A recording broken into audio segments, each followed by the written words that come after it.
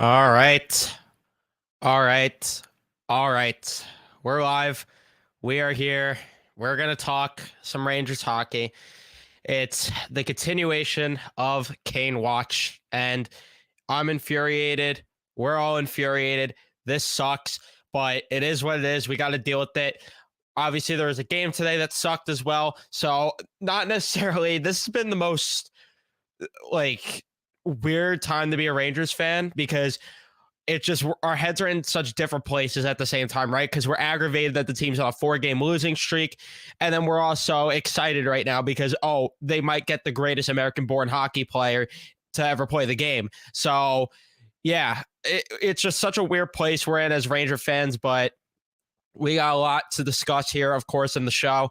And we're going to get Nick on later. Tomorrow, I'm going to be going live with Statboy Steven. So stay tuned for that. We're going to be doing a lot of live streams until this thing gets done. Well, even when this gets done, we'll still, of course, do live streams, but just it won't be as much. But yeah, this whole Kane watch has definitely been just a pain for me as much as you guys. Believe me, this has just not been fun. MJ, can't wait for the stream. Well, I appreciate that. Glad I could cure your boredom, Luca. Waiting for the Kane trade to happen and Lucardio being sent down to Hartford or traded. Decision was placed on waivers today, so he is either going to be claimed by another team. There's three scenarios that could happen. He's either claimed by another team, he's either outrighted the Hartford, or he goes back to Vegas because of the fact that he was put on waivers. Vegas could say, yeah, we want him back and we're going to put him in our AHL system. So that's what I think is most likely to happen out of every scenario. But that, of course, remains to be seen. And yeah, get the Kane stuff done. I agree. I can't stand this anymore, but unfortunately, this thing's going to drag out longer, I think. So it is what it is. It sucks, but we're going to have to just wait and see. Big opportunity tomorrow. Win the game and stop the bleeding. Then Kane plays Wednesday night. We'll see. We'll see. Hopefully, there's a chance this thing gets done tomorrow. So, with the Ryan Lindgren news, there's a very possible chance that Kane suits up and plays for the Rangers tomorrow. I think it's unlikely considering one, it's a 5 o'clock game. Two, we have to wait until 2 o'clock for the waivers again to get the official word on Jake Lecision. But I don't know when the earliest Ryan Lindgren could go on LTIR is. I know we have to wait for tomorrow since they played a game today. I don't know what time, though, tomorrow the Rangers could officially put him on LTIR. So they're going to have to, we're going to see. And that's the other thing that sucks about this. We might have to deal with Ryan Lindgren going on LTIR, which sucks it sucks that we might lose him for a bit. But at the same time, if this means the Kane thing is done and over with, I'm also going to be kind of happy at the same time. I'm going to be still having mixed emotions. That's all this has been, quite honestly.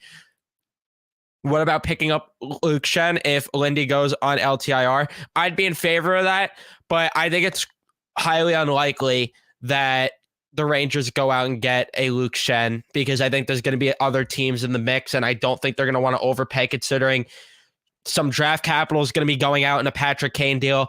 Prospects are going out in a Kane deal. You want to make sure you still have some assets there. Horrible game today is right, MJ. Horrible game is right.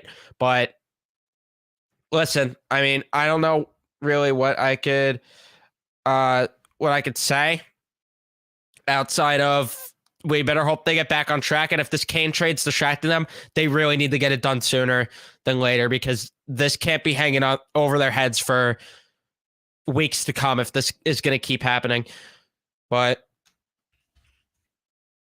again, it's just infuriating.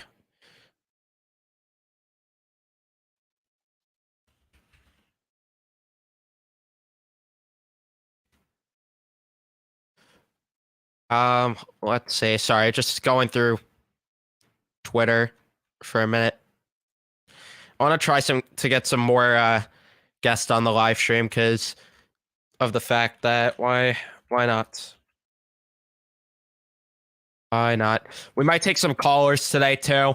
If you guys are interested, let me know in chat if you guys would be interested in calling in because when Nick joins, we definitely could rock some calls.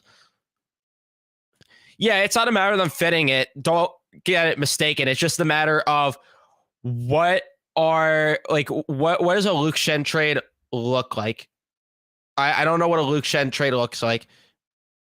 I think that there could be like he could go for as high as even a third round pick because we saw Justin Braun go for a third last year. Yeah, Nick, I'm not happy either right now. I'm not happy either.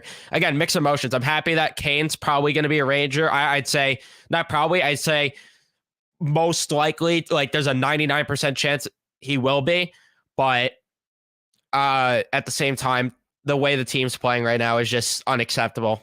It's freaking unacceptable. And not only that, but also I'm really intrigued what this Kane package is going to look like because Zach Jones is playing for Hartford today. So I would have thought he was part of the deal for sure. But the fact that he's not sitting out is kind of interesting to me.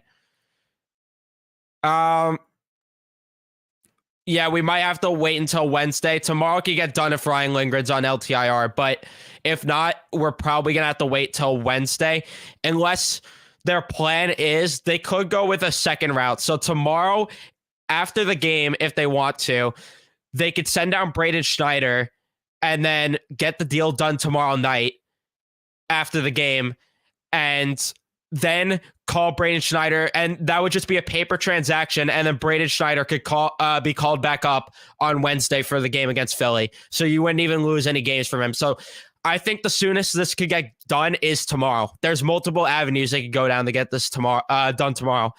I at least think that that's on the table. I'm not 100% sure. Yeah, you and I both, Luca, because I want this thing to be done and over with. I can't stand this. I can't.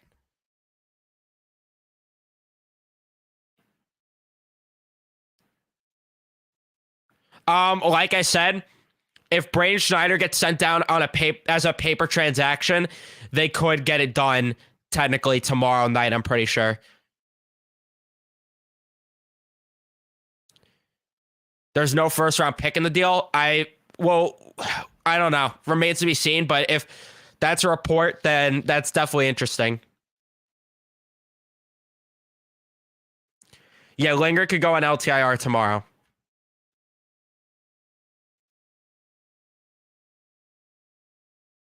Big chance apparently Kane is coming back home to Buffalo, so that means he's just going to hang around in New York until he gets traded. What's your thoughts? No, he got sent back home to Chicago. He's going to his home in Chicago. That's where he was sent back to, not Buffalo. Yes, Kane could be a Ranger as early as tomorrow. But again, we don't know still. We don't know. Like I could be 100% wrong, but I think with the route that I said, I think there's a chance that Kane could be a Ranger tomorrow. The only question could be, I'm not 1,000% sure if the Rangers are allowed to have Braden Schneider play for them tomorrow and then send him down after the game. They might have to wait a day. So either tomorrow or Monday, I think could be the earliest that we see Patrick Kane as a Ranger. We're going to get a resolution, though, within the next 72 plus hours. That's for sure. So it's just a matter of being patient. That's the unfortunate part, which, believe me, I'm one of the most impatient people on the planet. So it's infuriating. God's a day-to-day injury, so I doubt LTIR were the injury. I know he's never right, but they would have told him if it's that bad. Yeah, that's a fair point, but I think that there's a chance that they decide two different things. One, Lindgren's probably going to have to get an MRI to see if that shoulder is separated, because if his shoulder is separated, we've seen guys be out for up to 6 weeks with that type of injury. And if he's out for 6 weeks, he could go on LTIR. And like you said, Galat has been wrong about day-to-day stuff. And he said in the same breath of air, we'll know more tomorrow. So it could be day-to-day as of now, but by tomorrow, that could easily change to week. And we could be looking at a scenario where he goes on LTIR. I think we should move Mikola in the Kane deal and call up Robertson or Jones. That's just not going to happen. That's unrealistic. One, they just got Mikola to shore up that bottom pair. Two, Jones and Robertson are not going to be ready come playoff time. You don't want guys like that in the playoffs, guys that have not played enough NHL games. You want guys that have the NHL playoff experience. Why didn't we trade Kravtsov for Kane? So yeah, obviously that's another thing I forgot to address. If you guys missed it, Vitaly Kravtsov as well was traded. So in terms of that, the reason why is because the Rangers just want to accrue cap space so they could get this deal done sooner rather than later instead of waiting to move Vitaly Kravtsov. And also, I think that they tried their best, I should say, to go out and get better assets for Vitaly Kravtsov, but it just wasn't out there, unfortunately.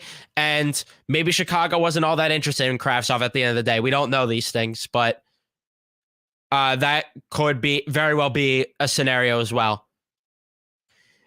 We don't know just yet, but it looks like, by the look of that injury, it looked like it could be a shoulder separation. So that's just the assumption. But again, never assume. Makes an ass out of you and me.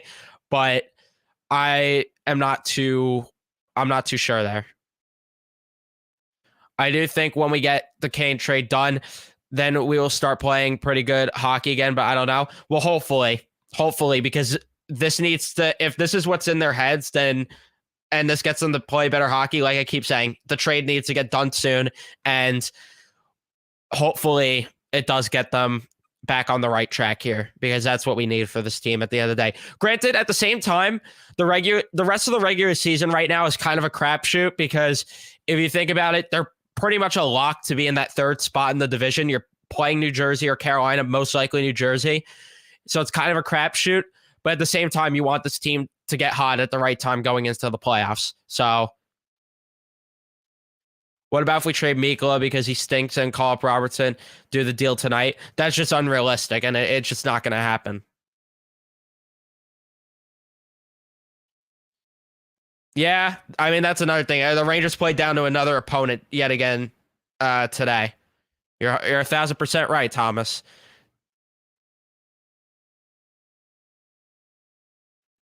You and I both, MJ. Like, it's such a mixed bag right now, because we're just aggravated with the fact that, sorry, I'm distracted by the Knicks over here, who are up 51-30 right now over the Pelicans, absolutely killing them at the Garden. It must be electric in there. But yeah, I'm with you on that. It's just such a mixed bag. It really is, because they're playing so poorly, but at the same time, you know, Patrick Kane.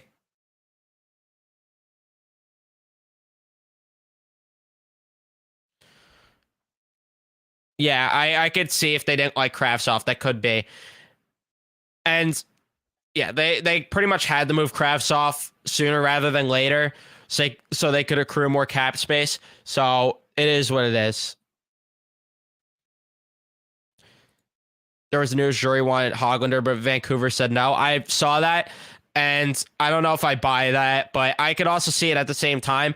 And Vancouver did the right thing. They did the smart thing, because they knew the Rangers had to trade Vitaly Kravtsov to facilitate a Patrick Kane trade. So they said, all right, we're just going to wait until the Rangers are forced to deal this asset. So they just stayed patient, and then sure enough, they got a deal that worked out in their best favor, and they got him at a premium. And that was a no-brainer deal for the Vancouver Canucks. And I think more teams should have been in on Vitaly Kravtsov, if anything, with how little he went for. Yep, like I just addressed with that. Hopefully Kane gets in the next couple of days so I could see him at the Garden on Thursday. Selfishly, that's where I'm so mixed right now, right? Because I have tickets for the game on the 14th, which is their next home game, after the first home game after the official trade deadline. So there's part of me that wants this trade to drag out to the trade deadline on March 3rd, just so I could see his first home game. But at the same time, I also just want this to get done and over with, so I don't have to keep talking about it.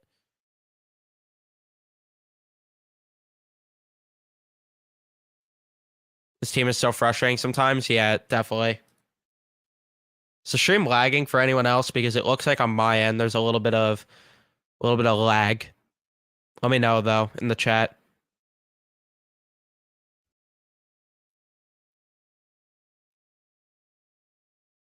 Maybe I have to close out of some things. No lag? All right, maybe it's just my end that's bugging right now. All right, good. Steven, what's going on? I think we get Kane. So there's rest days between the next 5 or so games. We recalibrate. Yeah, hopefully. If we get Kane before Thursday, when his name gets announced, the energy crowd's gonna go wild. Oh, if they went wild for Tarasenko, forget about it. The crowd's gonna be rocking. I want to be in that building so bad on Thursday night to watch Patrick Kane's versus Ranger, but I made a promise to myself. I would only go to the regular season games I have tickets for right now, and I'd wait for the playoffs. So I have to keep the promise to myself and not pull the trigger on tickets. As bad as I want to go. As cool as it would be to see Patrick Kane play his first game as a Ranger, how much more cool would it be to be at Game 6, an elimination game at Madison Square Garden, and watch Patrick Kane score the overtime winner to send the Rangers to the second round to play the Carolina Hurricanes? How much more hype would that be? So we will just put Harper for Lindy if we get Kane, and we will have a complete roster, correct? Yes. Yes. That's what would go down. And that's why I think there's a chance Lindgren ends up on LTIR. So the Rangers have the flexibility to call up more guys. So they could call up Brzezinski. They could call up a another defenseman, which would probably be Libor Hayek, unfortunately. But call those two up so they have extra depth. God forbid you have more injuries. And then they could also go out and acquire more depth at the deadline. I think that Ryan Lindgren's injury, as much as it sucks, it could be a blessing in disguise for the fact that the Rangers, number one, this is why two reasons why it could be a blessing in disguise. First reason, you put him on LTIR and you have more cap space to go out and make more moves, which will improve your depth tremendously because the team already has some solid depth. You can improve it tremendously. The other reason that I think it could be a blessing in disguise is because Ryan Lindgren is notorious for putting his body on the line and all of that. And that's part of why he gets hurt every now and then. I know we want to see him back and it's better for the team if he's there. But at the same time, if he's out until the playoffs, at least we're going to get a healthy Ryan Lindgren going into the playoffs, which would be so beneficial for this team to have because last year they just didn't have an 100% healthy Ryan Lindgren all of the postseason. So I think that for the benefit of this team, you LTIR Ryan Lindgren. And for the benefit of himself. Yeah, Kakko scoring was cool. Why the Vancouver trade? If you mean why the Rangers got so little, like I mentioned earlier, I don't know if you were here in the stream, but as I mentioned earlier, the Rangers didn't have any leverage at all in a Vitaly Kravtsov deal. They had zero leverage. They had to get it done because they need to clear up cap space for Patrick Kane, and Vitaly Kravtsov asked out of the organization. They had to get this deal done. They tried their best to get more for Vitaly Kravtsov. They just weren't able to get more because of those two reasons. So that's the only reason why we're looking at what we got for him. But if you're talking why Vancouver did it, you take a flyer on a guy that went 9th overall. It makes sense. And you got him for peanuts. I don't think Lafferty's in the deal. I don't think that's true. And he wouldn't fit into the team.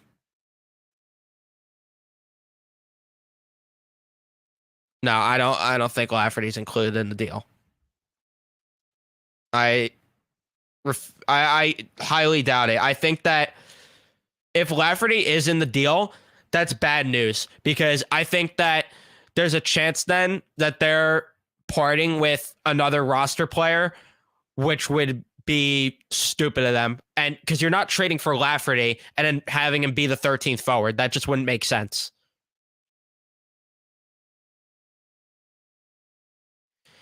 Good question.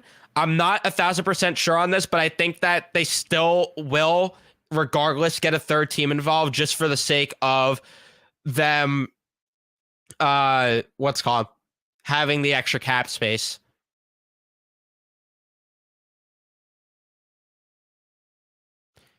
I hate to be negative, but this team is so mental. They pick and choose when they want to play, but Kane coming in gives this team something they never had. If they don't win now, will they ever?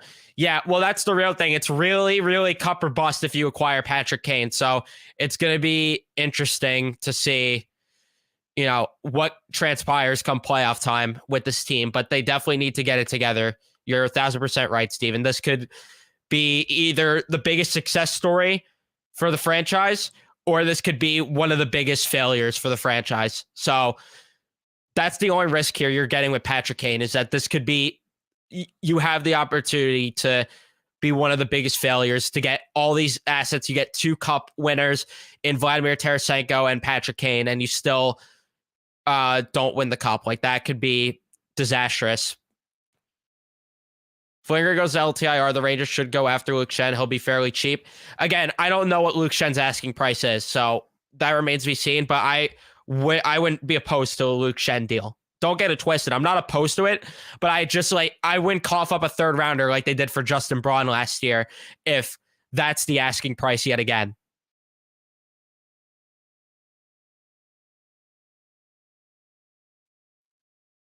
Yeah, that's why I wouldn't throw Lafferty. And if it drives it up to a first round pick, then you don't go for Lafferty, because he doesn't have a spot on this roster regardless.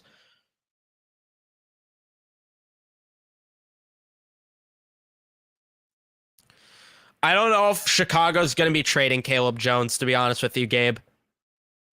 I'm not too sure.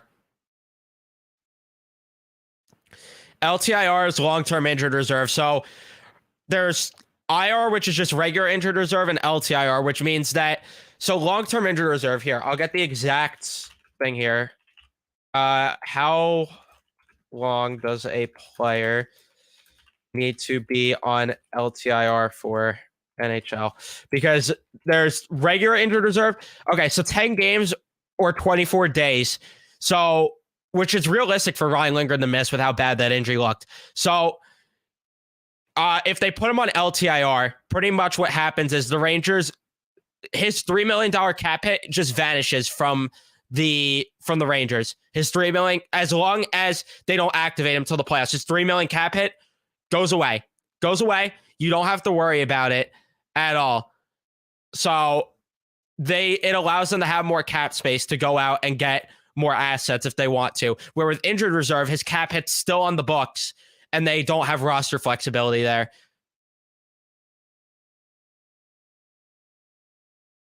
And you get, I think regular injured reserve is like 4 or 5 games, something like that, instead of 10. Dallas isn't going to steal him. I can tell you right now, based on all the reports that we've got from every single insider known to mankind, the Patrick Kane deal is at the finish line. It's just awaiting for the Rangers to have the appropriate cap space to get it done. Like, this deal is this deal's at the finish line. It just can't cross it due to financials. But once we're there, this deal is going to happen. Fair question. We could be worried about Vlad, but again, I'm going to take more stock into this team, what they look like after Patrick Kane's here. That's where I'm going to start taking stock, and that's where I'm going to be really critical on this team, because once you get Patrick Kane, we're ready to rock and roll, and let's go. Show me what you guys got, and there's no more excuses. We're all business here. We got to watch. This team needs to go out and compete and get ready for a playoff run. So I'm not going to put much stock into it until later on. But I'd be lying to you if I said I didn't have a little concern about Vlad right now. The reason why Kravtsov probably wasn't a part of the Kane deal is because 2 different reasons. One, Chicago simply may have not been interested in Vitaly Kravtsov. And 2, there's maybe maybe the Rangers just wanted to clear cap a different way. I think it's fair to be worried about both, but more so the defense. But because the defensive structure is just all over the place with this team. But keep in mind, last year, Gerard Gallant came come March/April. He went out there and said, we're going to gear up and start playing a playoff style of hockey. And sure enough, when the Rangers started playing that playoff style of hockey, they were one of the best teams. And they were one of the hottest teams towards the end of the season last year. And sure enough, they rode into the playoffs with it. So as long as they do that again, I have no concerns with this team. For right now, I'm trying to keep it positive. Maybe I'm just being a positive Peter, but again, that's just my opinion. But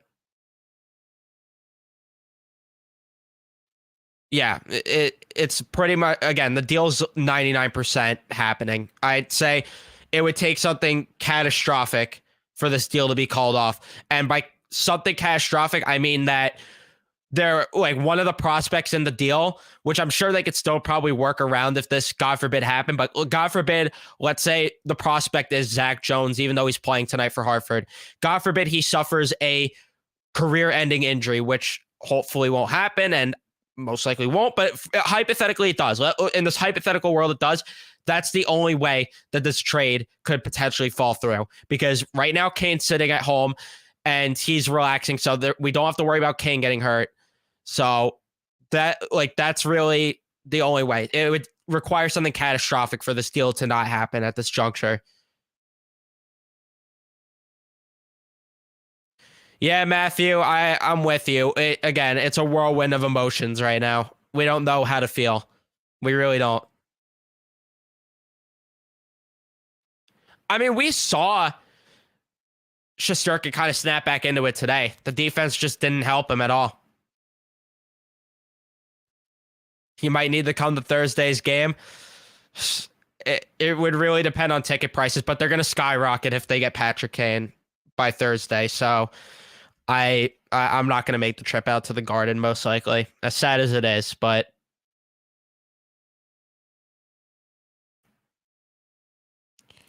so can Kane get traded tonight, tomorrow, or in a week?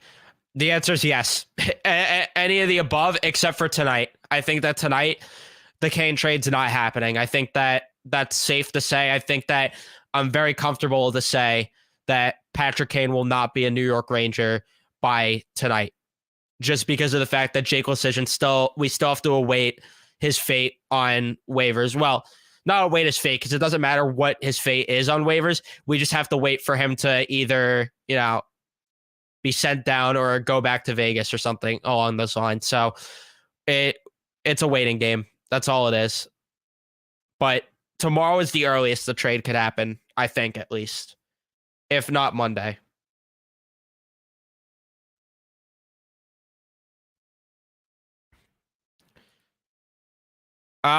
No, Nick Bonino's out of the question. I can tell you right now, after this Kane deal, the Rangers are done making moves. I know that I've been saying numerous times in videos and everything, oh, they're not going to make another move. They're not going to make another move, this and that.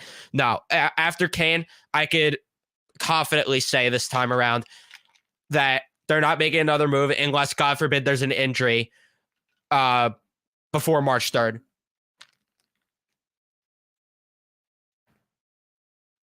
Yes, Kravtsov is gone. Kravtsov is gone. They have Louis Domingue in the system. They don't need to get another goalie.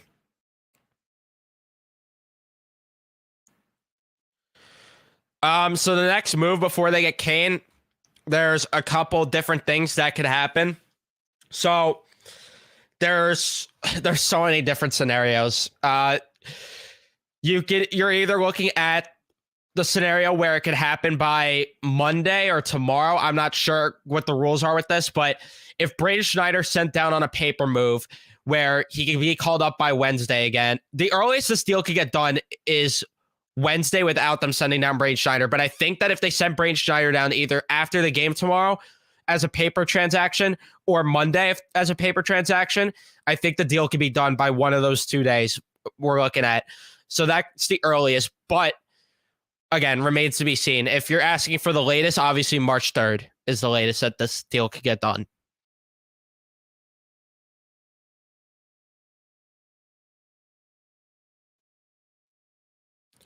The chances of making the playoffs are very high. I'm not worried about them making the playoffs. I'm worried about how they do in the playoffs at this point. Yeah, I don't like Golan either. We could go down that rabbit hole, but that's a different story. So knowing that Zach is not scratched and Kravy is gone, what could be in the deal going to Chicago? Zach Jones is still on the table, I think. I don't think we could rule out Zach Jones, but I think that in terms of pieces that could go the other way, I think you're looking at Will Culley as an option that could go the other way. I think the untouchables are Othman and Sikora. I think those are the two untouchables, but I think the rest are up for grabs for the Rangers. I think you're looking like this is why I have my doubts at this point that the Rangers are going to get this deal done without giving up a first round pick, unless it's 2 seconds.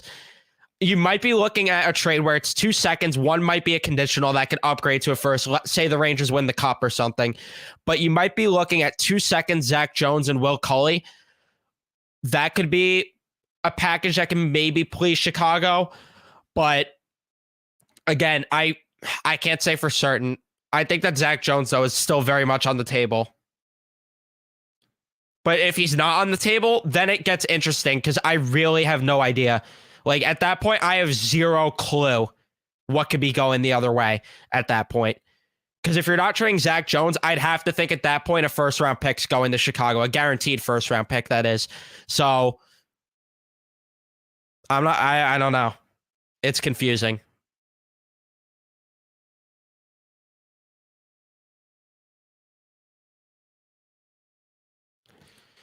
I don't think Sikora is going to be moved. I think that the Rangers, because they just drafted Sikora, like him, and I think that Drury wants to hold on to the prospects that he's drafted. That's why I think Sikora is not going to be one of the guys on the move. But again, I could be wrong. I have no inside sources, so I literally couldn't tell you at all if Adam Sikora is going to be on the move or not.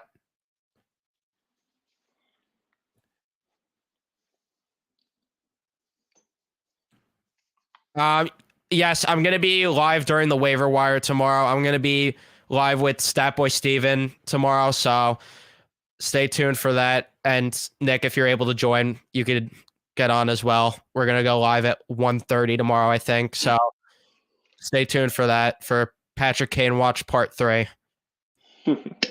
May have a part 10 soon. No. We're gonna have a Part 88. Oh yeah, or that. Yeah, Gordon Murphy's not a good defensive coach, Thomas. That's for damn sure. And we knew this from the bubble, but for whatever reason, we decided to just make him the defensive coach, but because Gallant's buddy with him. But that's a whole different conversation.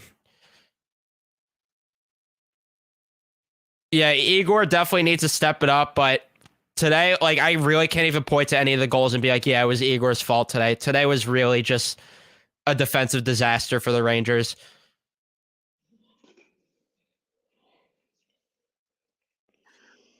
What are we gonna do about Lindgren?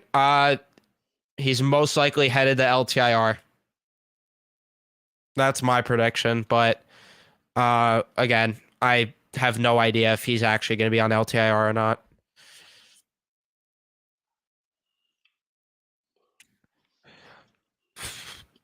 I don't know if you're suggesting that Garand could possibly be in the deal, but that would be an intriguing thing if Dylan Garand's in the deal. I highly doubt it because I think that the Rangers really think highly of Garand, and I have thought for the longest time that they're currently trying to bridge the way to Dylan Garand.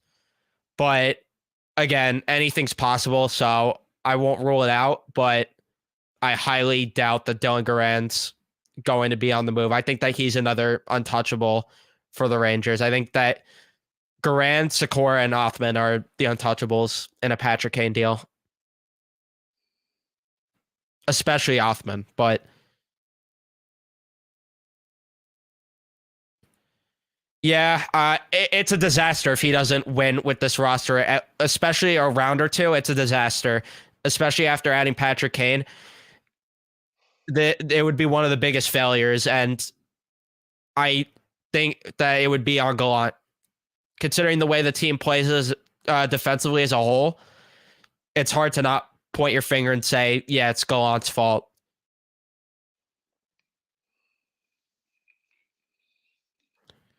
Yeah, I hope it's not first either, but you got to give the get.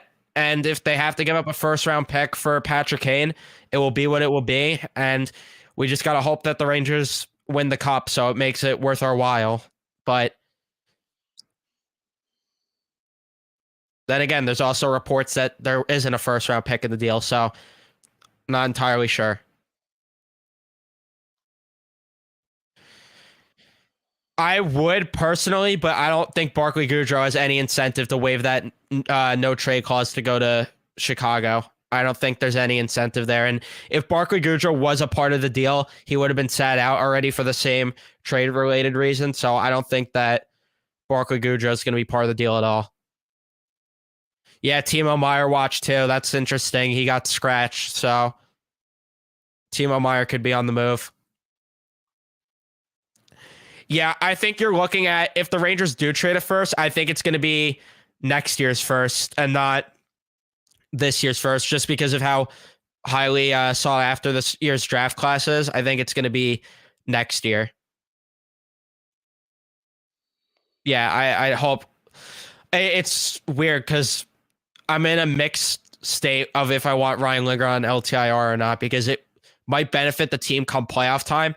But at the same time, this team needs Ryan Lindgren right now so they don't go in a complete downward spiral. But at the same time, you could argue that the Rangers are pretty much a lock to finish in that third division spot, no matter what happens. Like, unless they go on an unheard of losing streak, which could also very well happen. But I don't know.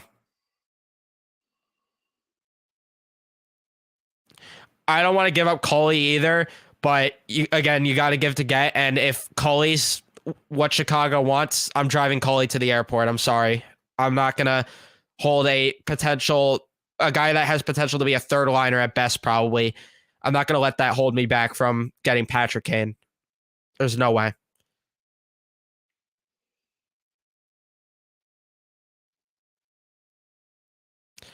No, there's no more moves after Patrick Kane. Again, unless Lindgren's on LTIR, then maybe you're looking at the Rangers adding another depth defenseman like a Luke Shen, like a Justin Braun, or one of those names. But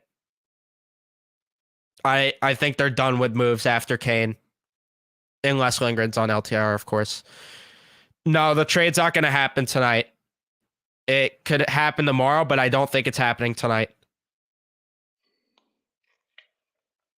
I mean, that happened till March 3rd, literally at the deadline. I don't see, honestly, it being resolved like earlier. I think Kane is going to take his time and to really like soak in his like final moments as a Chicago Blackhawk, and then he'll probably waive it, and I the think he rest is waived it. history. I think he already did.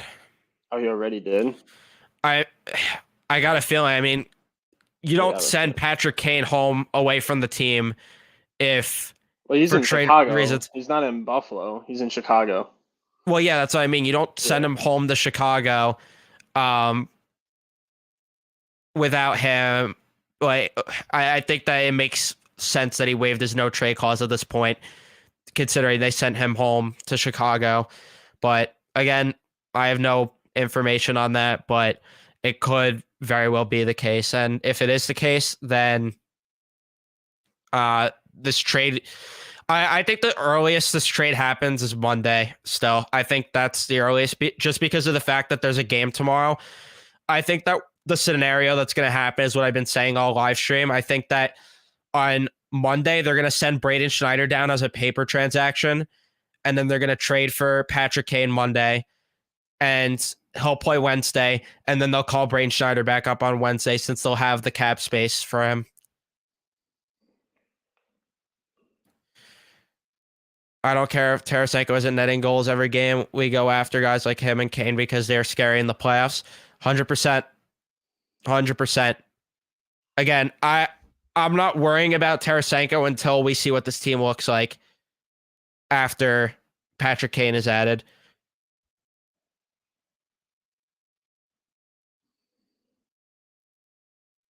I think we have the fewest point shots on the power play.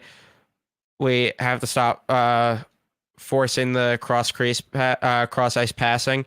Yeah, I agree. I think the power play needs to switch up how they're utilizing the strategy, because it's clearly not working, and them not looking for Kreider deflection goals is a problem, because that's why, in part of why they were so successful last year.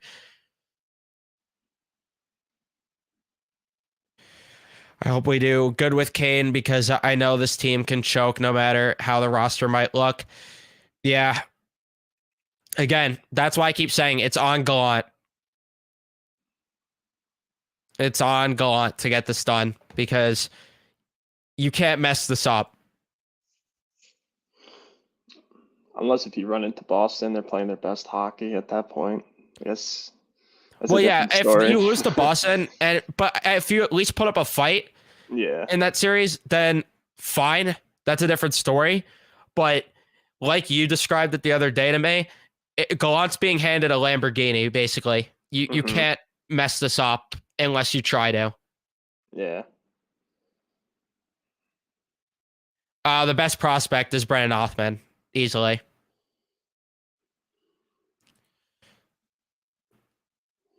I agree. I'd rather give up 2 seconds, but again, if that's their demand, then it is what it is. Devil fans are chanting, "We want Timo." I have a feeling there's going to be "We want Kane" chants tomorrow at the Garden. Yeah, he definitely waived it. He's not with Chicago right now. I agree. Yes, Decision is on waivers.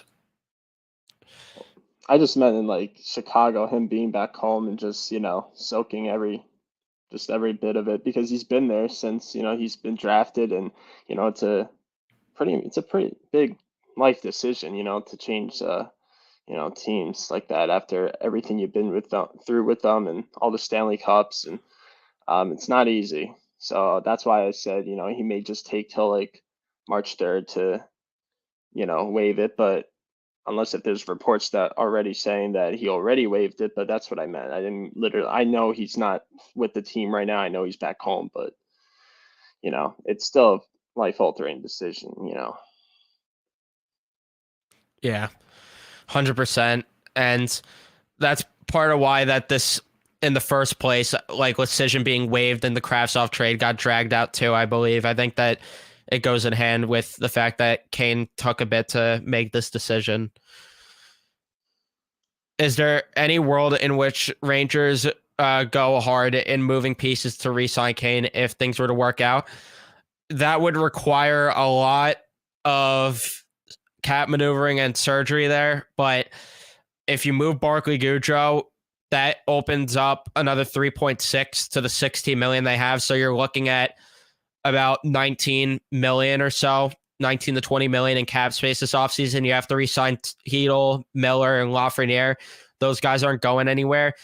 I'd imagine those guys take up from like 12, anywhere from 10 to 12 or 10 to 13 million. So you're looking at some leftover cap space there where they could make it work, but he'd have to sign an extremely team-friendly deal, because it's not like after they re-sign Hedel, Miller, and Laffy, they have, because you still are looking at a scenario where they're going to have to either sign or bring up Louis Domingue, sign a backup goalie or bring up Louis Domingue. They're going to have to bring up Brendan Othman, which is going to take up some cap space as well. So the cap space just keeps going down. And then they're also going to have Tyler Mott, who they have to make a decision on if they're going to re-sign him or not. If not, you're going to call up probably like Johnny Brzezinski or something, or sign a fourth liner like Ryan Carpenter they did this offseason. So there's a lot that goes into it. Kane would have to sign like a very team-friendly deal. And by that, I mean very cheap, like $4 million or under, which it's his right to go out there and get the most money. But if he really likes it in New York and is willing to take a team-friendly deal, then I, as a fan, am of course not going to complain in the slightest.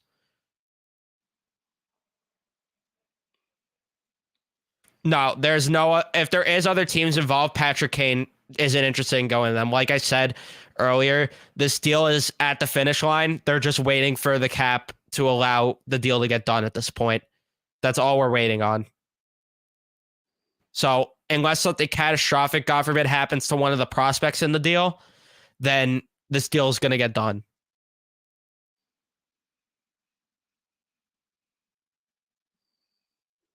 Already read similar comment. Connor, how are you doing? Connor McCaulfield, interesting name. Is there one team that the Rangers have a common history with when it comes to making either small time or big time trades? I don't know if I could really speak on that because still a young fan here. So, but like in terms of recently, there's been a couple trades with Vancouver. There's been a couple with St. Louis now with the Buchnevich deal and then the Tarasenko deal. Trying to think off the top of my head with other teams, but Winnipeg's another team they've been a trade partner with a couple times. So there's a couple teams, mostly out west. I would put Patrick Kane on power play one. I'd move Mika Zibanejad to the bumper, put Kane in that spot, Panarin on the opposite side, Fox quarterbacking, and then Kreider in front of the net.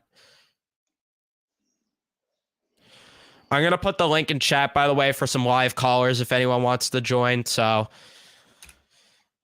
we'll do that since we got 50 viewers. I'm sure people do want to call in. All I ask is that you are appropriate on stream, and otherwise I'm going to have to ban you. So that's all that I ask. Plus, why would we worry about Tarasenko when Panarin and others look like shit? Yeah, the entire team looks like shit. So I'm not going to single out Tarasenko. Yeah, the trade's a failure, and in general, it's a failure if they lose in the first round after getting Patrick Kane. Especially to lose to the Devils, who, yeah, they're playing with house money, but they're an inexperienced team. That's a team that you got to beat, especially after coming off an Eastern Conference Finals run. The only news we have on Ryan Lindgren is that he left the building in a arm sling. That's all we have.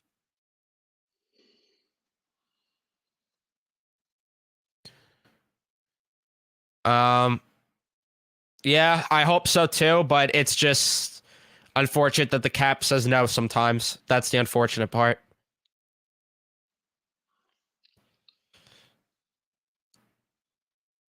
I don't know if it's Adam Fox being hurt. Like, he's making boneheaded plays, which has no connection to him being hurt.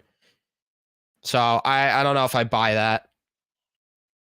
I think sometimes we make excuses when, you know, our top players are underachieving and we just say, oh, they're hurt because we're not used to them underachieving. But I think we're just in a spot right now where Adam Fox is in a slump, which is fine as long as he turns it up come playoff time. But for right now, it's obviously annoying.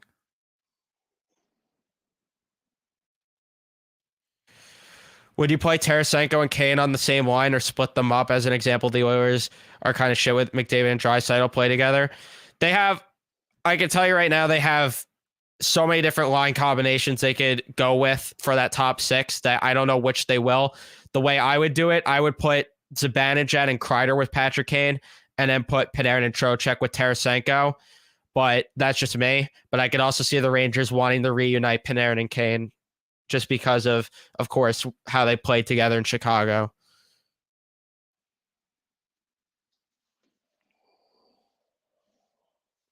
No, Kakko's not part of the deal. I could promise you Kakko's not part of the deal. And if he is, then I'm going to be pissed off about the trade. So that would change my entire outlook. And it would really paint a bad picture on Drury as a GM.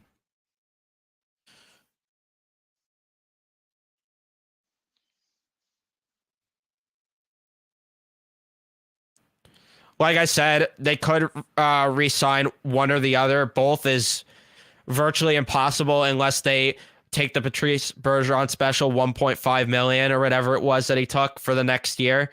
That's literally the only way. But outside of that, it's completely unrealistic. But we got a caller calling in here. We got Tony calling in. Tony, what's up? How are you doing? What's up, boys? Can you hear me? Yep. Yes, sir. Awesome. Yeah, no, I just got to say, first of all, great show. Thank you. My thing is that this deal is all but done. What they need to do is like right now, it's just like you said, paperwork on the back end. I can't imagine that even if Zach Jones, that they would even play him if he was involved in this deal. So the way I'm looking at it is, once they get all their ducks in a row and they make sure that they have, the assets that are going back to Chicago, either on the ice or healthy, or the picks that are going back to Chicago. Chicago had almost no leverage, obviously, because Patrick Kane only selected the Rangers to come on, right? To come to. So it doesn't surprise me if it's going to be 2 second-round picks for Patrick Kane. I don't see Zach Jones going there because, of course, he's playing tonight.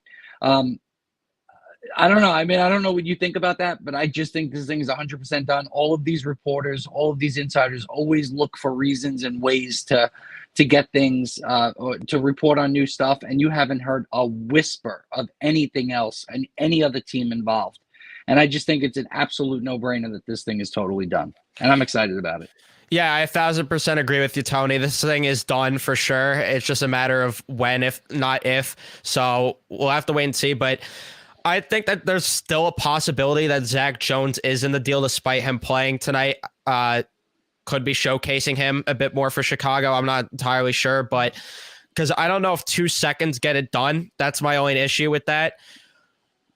I don't know. Unless there's really something that we don't know. Like, I'm scared that I don't think it's going to be Othman, but there's still, I'm not going to rule it out, but because you can't rule anything out. But yeah, I'm not too entirely sure if 2 seconds will get it done, unless maybe a first and a second, but I don't know if 2 seconds get it done, even if Kane wants to only come here.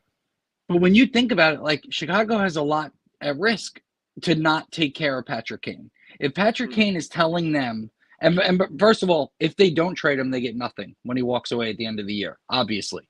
So he brought it right down to this deadline. The Rangers obviously said they weren't even, when they got Tarasenko, they said basically they chose Tarasenko over Kane. So Kane goes to them and is like, listen, this is the only way that I'm going to move is if you work out a deal with the Rangers. Just think about it from that perspective. And really, the ball is totally in Chicago's court as far as if they're going to move him or if they're going to get absolutely nothing from him. So I just think that that's a good thing. I think when this deal gets done, I think it's going to be super surprising what the package was back to Chicago because of that leverage piece of it. Similar to what happened with Krabby today with the Rangers. So anyway, I'll let you guys do your thing. I appreciate everything you're doing. Love the show. And I appreciate you letting me call in. All right. Thank you, Tony. Have a good night. Have a good one, brother. All right. Interesting call. He brings up some good points there that, yeah, Chicago has zero leverage. They have zero leverage in this, and it could be very underwhelming. I could tell you right now, though, I'd be stunned if it's only 2 second-round picks to get this deal done. I'd be stunned. I wouldn't complain, but I'd be stunned if it's 2 seconds. Yeah, I think a first will definitely be sprinkled in there without a doubt. I mean, after all, it is Patrick Kane we are trying to trade for, so wouldn't shock me if there is a first, but I don't expect the package in return to Chicago to be that much compared to what it once was, or you know what I mean, what the package once was going to be sent the other way. But now that we know Kane wants to be a Ranger, it's not going to be much. And yeah, we have we pretty much have the leverage at this point. Yeah, I'd be stunned. 2 seconds would be that Drury would get a lifetime extension. Oh yeah, 100%. That would be the heist of that would be a heist of the century right there. That would be unreal work by Drury. But again, I'm not too entirely sure. I think there's going to be at least a prospect in there. I could see potentially it being a lower level prospect than we anticipate, though. Maybe that ends up being the case because Tony's right. Because if they piss off Patrick Kane too by not trading him and they decide to just keep Patrick Kane around and not grant his no trade clause wish, I think that would be stupid on their part because then they're going to lose him for nothing because there's no way he's re-signing if they piss him off in the offseason. But we got another caller. We got Luca, a regular here. What's going on, Luca? Hey, how are you guys doing? Doing great, even though this has just been killing me. Yeah, But it's been stressful. Listen, the waiting is just unbelievable. Wait, but I wanted to ask you guys a question. Do you guys think that there's a chance that instead of Jones, Robertson might be going? I think there's a chance, but I think Robertson's playing for Hartford too, so it's the same situation there as Jones, where we're not entirely sure. Okay. Yeah, I think I would honestly, maybe since we haven't seen him as much as Jones, but I would rather have Robertson go. Really? Yeah. What's your reasoning to that? Well, I don't know. I think I'm honestly just saying that because I haven't seen him play too much, but I would rather have him go. That's a fair point because I see it from both perspectives. I don't know why I'm saying. I'm just saying, like I said, because I haven't seen him play. But that's that's fair because I could see both perspectives where people are more attached to Jones because of the fact that they've seen him and because we know what the deal is. But at the same time with Robertson, I know that there's a crowd that thinks not highly of him, but thinks that he could be a solid sixth defenseman one day for this team and like him more because of his defensive aspect of the game, where Jones has more of the offensive upside in his game. Definitely. But do you want me guys to tell you what I think the trade package could be? Let's hear it. If there's no prospect, then I think it's going to be a second, a first, and then that wouldn't be enough, right? Without the prospect, or I'm not entirely sure what is considered enough and what's considered not enough at this point. Like, we have zero idea what this return could look like, and Drury's really keeping this tight-lipped. I know. It's definitely. Well, all I can say is that you can't just lowball Chicago that easily, because if some other team finds out that, Drury is only sending, 2 seconds over to Chicago, a team like, I don't know, anyone. Like well, it doesn't Jersey, matter, like, though. It doesn't matter. And thank you for the call. But it doesn't matter if Kane only wants to come to New York. I'm just saying. I don't know. It's a possibility. I'm not sure about that. I think if Kane only wants to come here, it could be. I'd be shocked if it's 2 seconds. Toronto is not going to be able to fit him in. They don't have the cap space at all. That's true. Plus, they're more in the defensive market right now than forward group. Sorry if I skip any comments that were earlier. Just re-comment it. I just want to jump ahead a bit so I could catch up. But again, if I missed any comments that you wanted me to touch on, then just resend it in chat. Thank you for the $5 dono. If Meyer comes to the Metro, would you rather him go to the Devils or the Canes? Because when Kane comes to the Rangers, you're probably out on Meyer. Well, they're 1,000% out on Meyer at this point. It's just not going to happen. And if that did happen, Drury would just be a psychopath if he found a way to flip Barclay Goodrow and others to go out and get Timo Meyer as well. But to speak realistic, since it's not happening, good question, but I'm not entirely sure. I mean, I'd prefer St. Louis. That's all I could say on that. I'd prefer St. Louis. Do you have an answer to this one, Nick? If Meyer comes to the Metro, I don't have an answer. I think it's a lose-lose. Yeah, I agree. Our Luca called back in. Maybe he disconnected. Yeah, my Wi-Fi just disconnected. My all bad. Good. What else you got for us? Sorry, my dog's barking in the background. All good. So, yeah, the trade, I said a first and a second, right? And you said you don't know if we all don't know if that would be enough because how Drury's keeping this tight. But yeah, I don't know. I think we're gonna have to wait and see, of course. And I really hope this deal happens tomorrow somehow. Um, I'm I'm gonna just try to make you just try not to think about it as much as you can, even though I'm thinking about it on every second of the day. I know. But all I could say is don't get your hopes too high that it's gonna happen tomorrow. If I were you, I would start to get your hopes up on Monday. I think that's the realistic window of when this is really going to open. I think that tomorrow's still unrealistic, but again, I don't know that, but I'd get your hopes up really high on Monday if I were you. Okay. Yeah. But I don't know, man. There's so much speculation around this. It's like crazy. Yeah, it's just been, it's too much. And you're seeing reports. The worst thing about this all is seeing all the reporters tweet pretty much the same thing that we know, except different wording. Like they'll tweet, oh, the deal is pretty much done. We're just waiting for the cap room. And then they'll tweet the next day, cap room's still an issue. We're seeing if this could still get done. Like it's just different wording, but you're tweeting the same thing basically. It's aggravating though. I know. Yeah, I think we've all been pretty much glued to Twitter for the past 2 to 3 days. Yeah, it's been bad. Crazy. I've been losing sleep. Yeah. But you got anything else for us, Luca? No, that's it. But thank you guys for, and sorry about my Wi-Fi disconnecting, but thank you guys for having me. Thank you for joining in. We appreciate it, Luca. Regular caller here.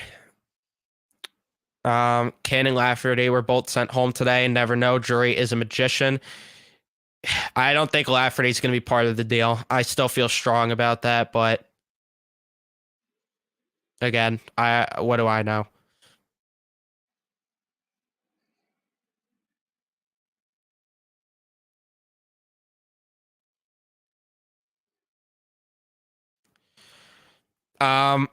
I could tell you right now, the Rangers should not even be, obviously in the back of their minds, they should have a plan B, God forbid this falls through.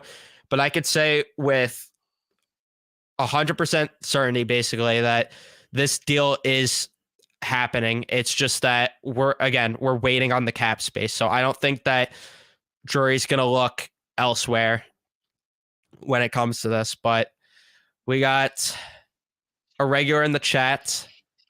You might know him as the Canes guy. But how are you doing tonight? I'm well, sir. How are you all doing? We're doing good. Can you hear me all right?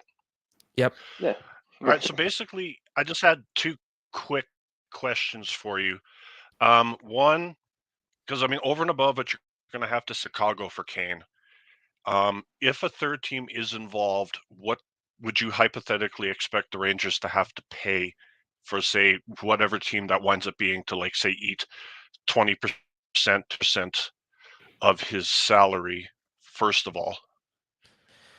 Based on recent examples, I'd say. What were you saying? Sorry. No, sorry. I was just going to say, because I know, like, hypothetically, like, again, I agree with you. I don't think it's going to just be 2 seconds. But, I mean, whoever the third team is going to wind up being would probably want, I mean, like, obviously it's not going to be like a first or anything, but they'd probably want something of at least merit. I'd say at most a fourth, considering what we've seen Minnesota get for being the third party involved with Toronto, and then for the Orlov deal. Okay. And then I guess just my other question was, given that Kane's already, like, he's basically done everything anyone who's ever been in the NHL could ever want to do, would you think the Rangers would even be able, even if he did hypothetically take a discount, would he even want to resign? Or, like, because part of me still feels like he wants to end his career in Buffalo, although I could be way off on that. I think that it would, like I said, it would be a lot of cap maneuvering and everything. Barclay Goodrow would have to go. And I think that it could happen. It's just that it's really Kane's preference. Like, does he want to go to Buffalo or does he want to still stay in New York with the Rangers because he wanted to get traded here so bad? So I think that's possible that he takes a discount, but if there's more money out there, because Buffalo's going to have the advantage when it comes to money, that's for sure. But I don't know. It's going to be if he's about the money or if he's about staying in New York, and if he likes it here that much, it could change everything. It's really a tricky situation. Yeah, I mean, I'm just speaking as someone who's 6 weeks from turning 40. I mean, it's like it would be one thing if he'd never won a cup before, but I feel like he might just want to. He's at that age where he might want to settle down now. I don't know. Like again, it just might be me being old. Yeah, I could see that point being completely true as well, and I wouldn't be shocked if he did end up in Buffalo. Anyway, I love your guys' show, and again, thank you for putting up with an obnoxious Southern Canes fan. But again, just All love good. what you guys do. Thank you. We appreciate that. Yeah. Have a good one. All right. But yeah, I think that we were talking about, I think that the third team at most gets a 4th round pick, which if it's anything more than that, I'd be surprised, and hopefully it's not going to be more than that. So we'll see though. I'll be at the Garden for the game on Thursday, hoping I get to see his first game as a Ranger. I'd say that you most likely are. Dre's probably sitting back in his chair, sipping his coffee and saying, I'm a genius. Yeah, he's probably just relaxing at home. Meanwhile, the entire fan base is just losing their minds over this.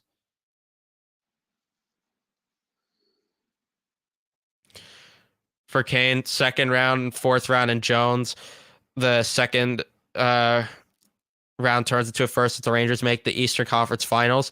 I don't think that's enough. Sadly, I don't think that's enough. No defense, so better get that fixed first. Agree. They do need to get the defense straightened out,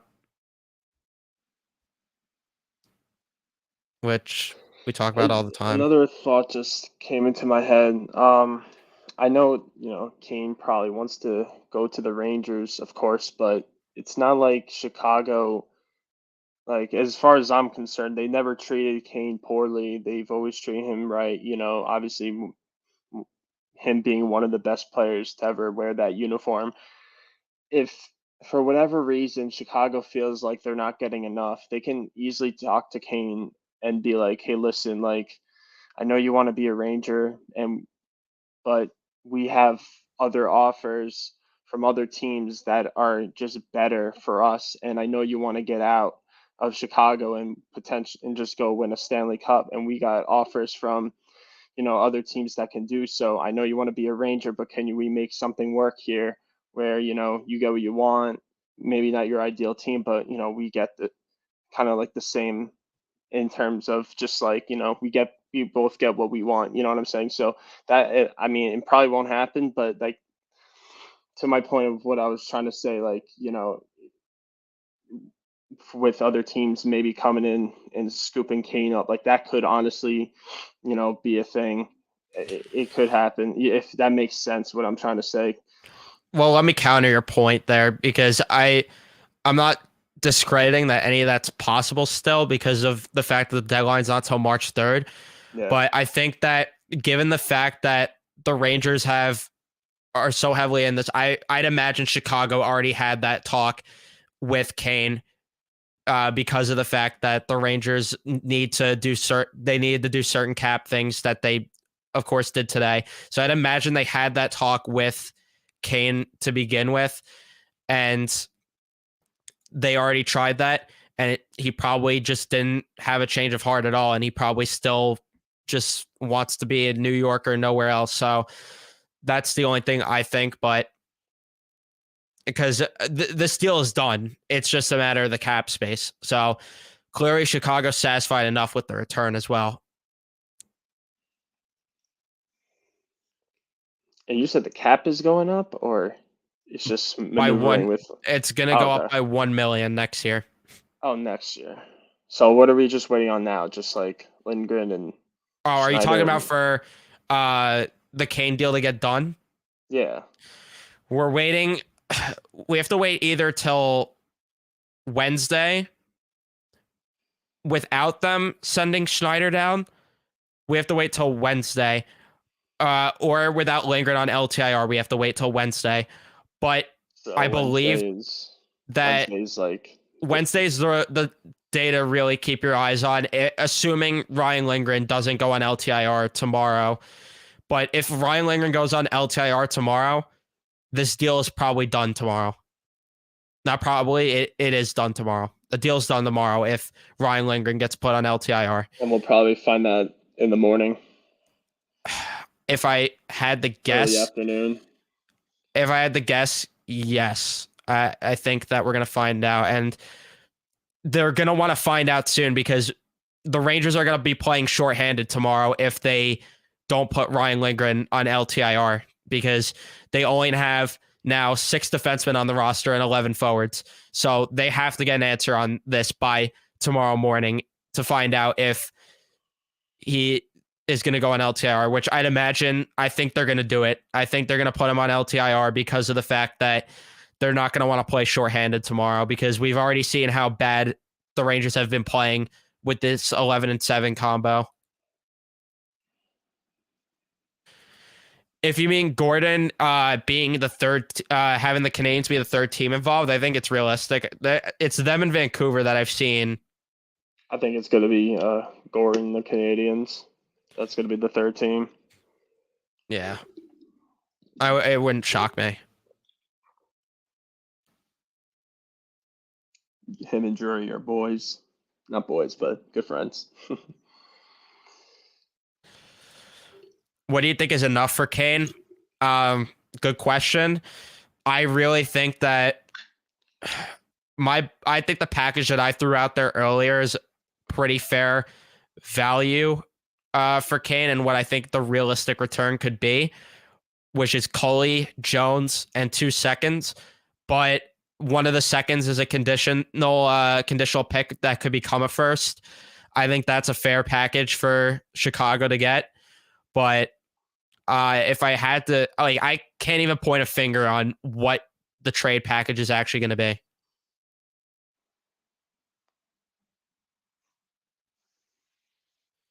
Do you feel like the price for Kane might go up the closer March 3rd gets? No, because he only wants to come to New York.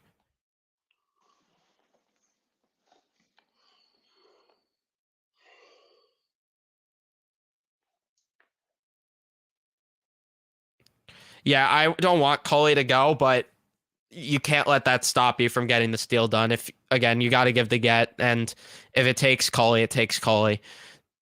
The only way I'm hanging up the phone if I'm Drury is if they ask for Othman, Sikora, or Garand.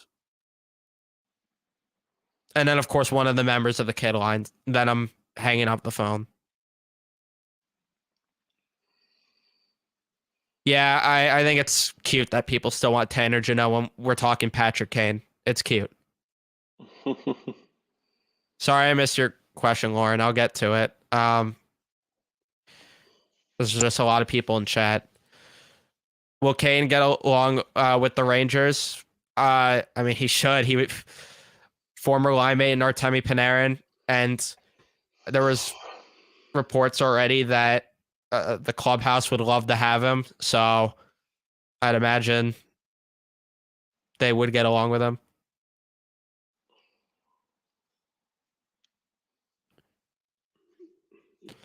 Maybe the Canucks are the third team and Kravtsov is part of the deal that needed to be done first. That's what I was thinking, that, yeah, maybe the Canucks end up being the third team and then they don't get anything else but Kravtsov in return. So, like, we might see this be an extended trade. Like, say the trade happens tomorrow, we might just see the Canucks get nothing for retaining salary. But in reality, what they really got was Vitaly Kravtsov. It's just that in the moment they get nothing. Maybe a low-end draft pick.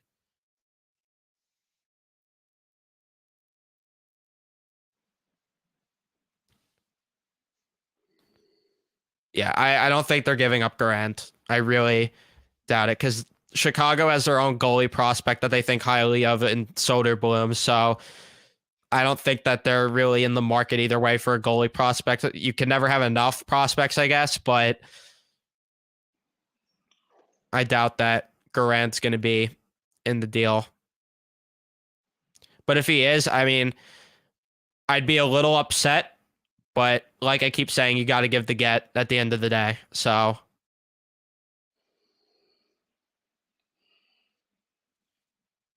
I think the Wild are a potential third team. I wouldn't rule them out either, for sure. I don't think you can, just given the fact that they have been retaining as the third team in a couple trades. But I don't know how much more salary they want to retain, because I don't know if the Wild are just forgetting that they're in contention right now or what, but I'd imagine they still want to add to their own team. I don't know, but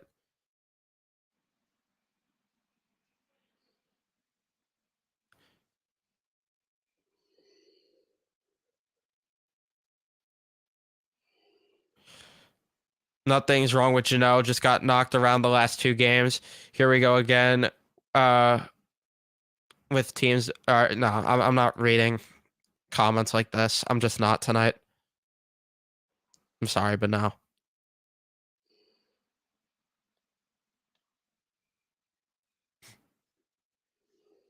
Yeah, no, if Patrick Kane's at the top of his game, they just simply haven't had someone like him in the organization. And the closest is Yager or Panarin.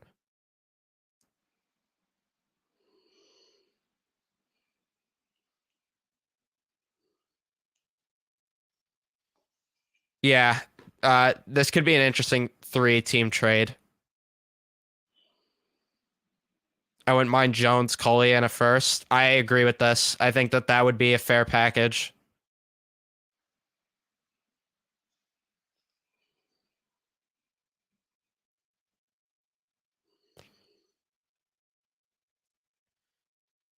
But I think either way, Chicago's going to be underwhelmed with.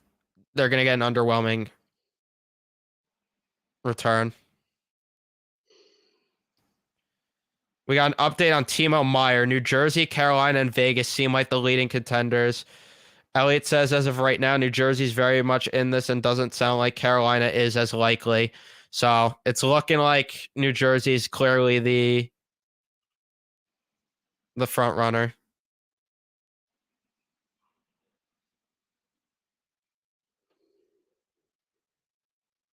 We're up 5-0 on the Flyers right now. Jeez.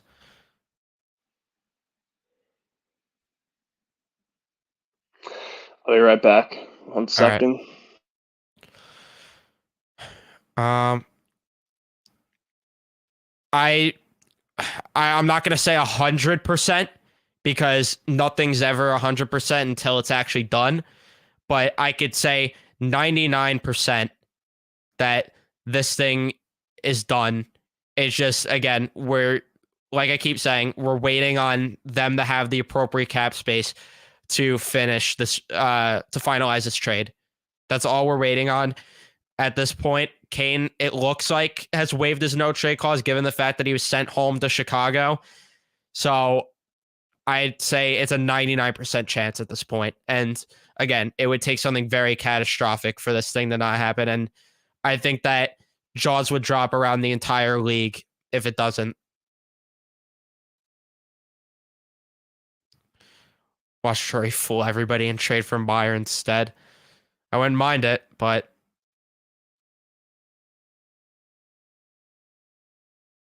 I appreciate that. I appreciate that a lot. Well, Saturday night, but yes, I do appreciate that people enjoy the show. Yeah, the Devils are going to have to give up Holtz or Mercer probably as a forward, and then they're probably going to give up Mukamadulin on the back end and probably like a first or something.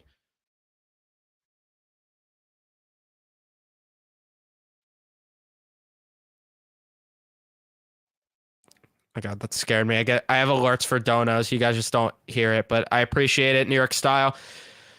Hey, how's it going? Corey, really hope Kane gets here. It's a matter of when, not if. That's what it's a matter of at this point with a Kane move. So do not have. If I were you, I'd have no concerns right now about this deal falling apart because it would take something catastrophic.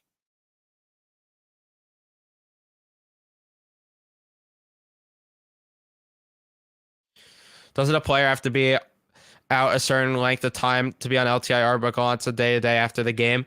Yes, they have to miss 10 games or 24 days, whatever is, I think, the earliest of those two is when you could activate them. But he said day to day, but an MRI could tell a different story because he said in the same breath as that when he said day to day, he said in the same breath, we'll know more tomorrow, which usually means that he's probably going to get evaluated. He's either getting evaluated tonight or he's getting evaluated tomorrow morning, early tomorrow morning. He'll probably get like an MRI or something, and they'll see what's going on with that shoulder because it looked like a brutal shoulder injury, and it reminded me of a lot of the Tyler Mott injury of last year, which kept Tyler Mott out until Game 5 of the playoffs. So it's very possible that Ryan Lindgren misses a significant amount of time.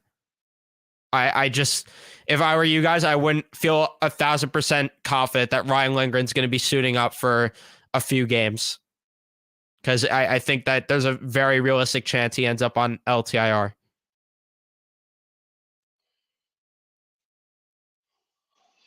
Core, maybe every recap you stream because I love these.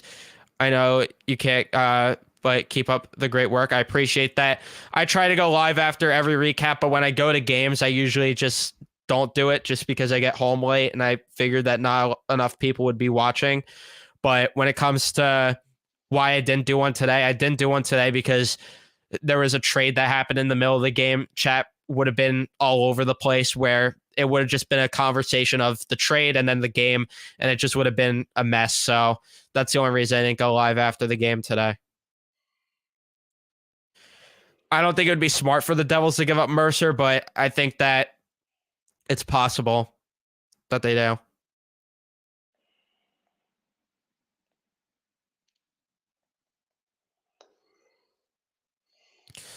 I believe the trade was made. Kane is already a Ranger, and they are giving Kane the day so he doesn't play tomorrow and can get his stuff together before leaving to New York. Well, yeah, it's probably a matter of that. It's probably, again, it's a matter of when. And we're just waiting on the Rangers to get the cap space. Outside of that, the deal is done. Plot twist, the Rangers trade for Evander Kane, not Patrick. That would be a hell of a plot twist.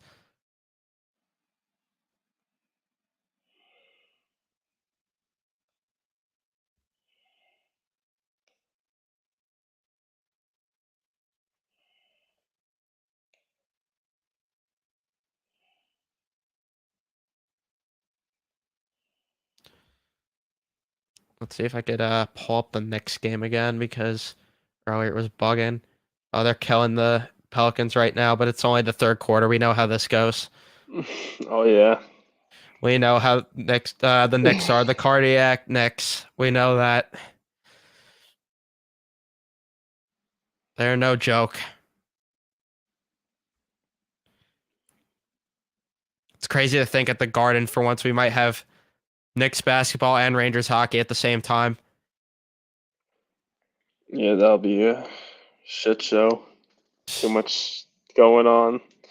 But the Rangers must have the fan zone over the Knicks. They must have priority. I do not care what anyone says. Oh, yeah, 100%. Watch how they give it to the Knicks and not the Rangers. I'll be actually tight. Yeah. The only reason they might is just because of the Knicks fan base size, which would be so annoying. Yeah, But you can't break a tradition that the Rangers have. I'd be pissed. that's a fact. Oh, yeah, cardiac Knicks. They're unreal. They're an unreal team.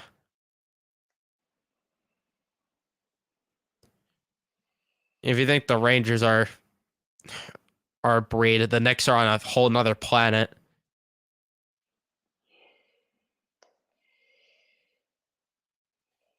Yeah, I didn't like the hit on Lindgren. I thought it was bullshit. And then you had Kuznetsov using a stick like a spear to get Philip Hedl as well. I didn't like that either.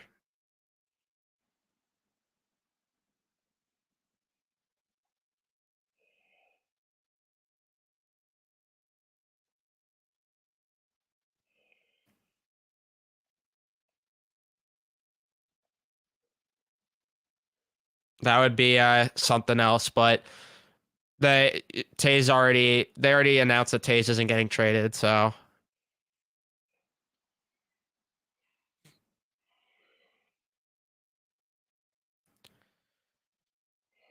good question here. The Rangers, I've been a fan of them my entire life, so I just have been hooked since day one with the Rangers. The Knicks, I didn't really get into basketball until a couple years ago, and the guy on the screen recruited me over.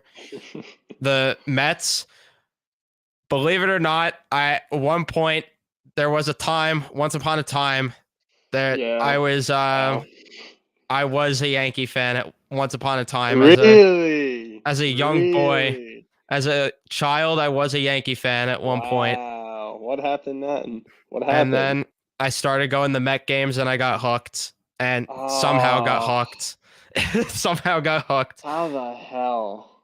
And that's how I became a Met fan. And then the Eagles, the Eagles is just random. I mean, the Jets and Giants just suck. So that's just how that happened. The hell out of here. How are you not a Giant fan at least? You could have No. at least witnessed the Super Bowl. I mean, you did it with the Eagles, but like still. Earlier on, no? Man, get my heart broken a couple weeks ago. I agree. I thought the way Lindgren into the boards was ugly. The way he went into the boards and was holding his arm afterwards was just ugly. Yeah. And yeah, TJ Oshie mic'd up during that and they show it and he's apologizing. Like, why'd you even throw the hit in the first place? The numbers were clearly facing you.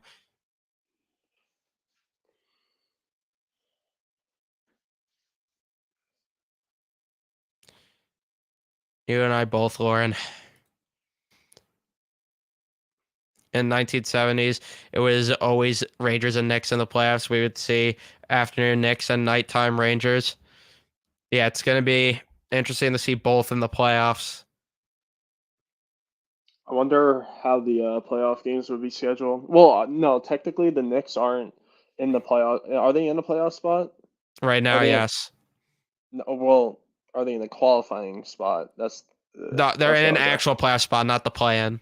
Okay, oh, the play-in, yeah.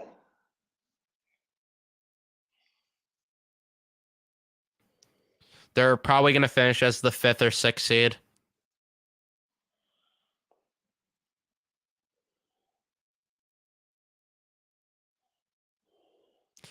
Tom Wilson should be fired from the NHL. He's a disgrace. It wasn't just Tom Wilson today. Oh, she did a lot of things. Kuznetsov was a piece of shit today. I just didn't like any of it.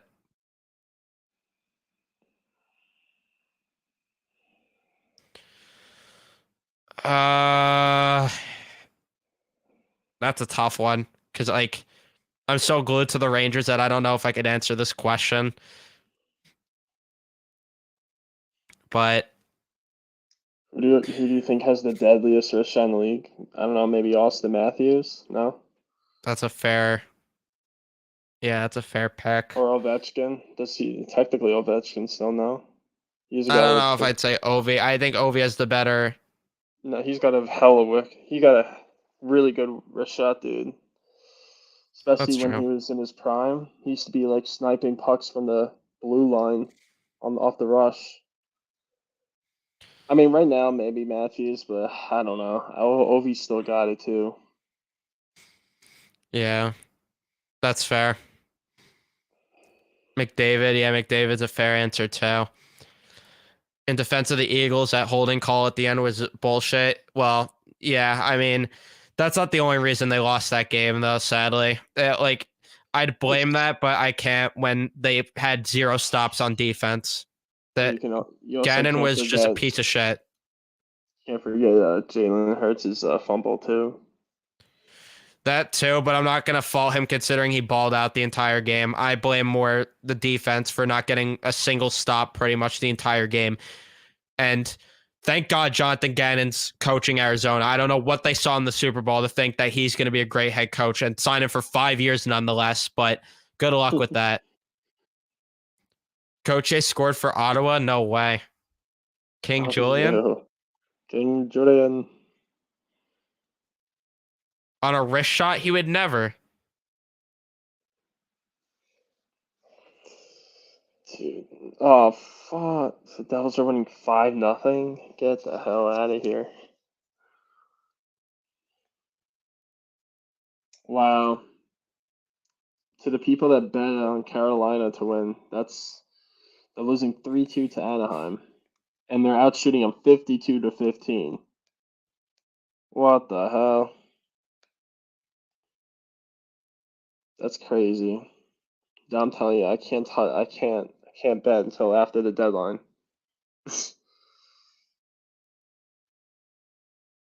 Damn, Detroit's out shooting Tampa like crazy and Tampa's still up. You gotta love this sport. Tell me that.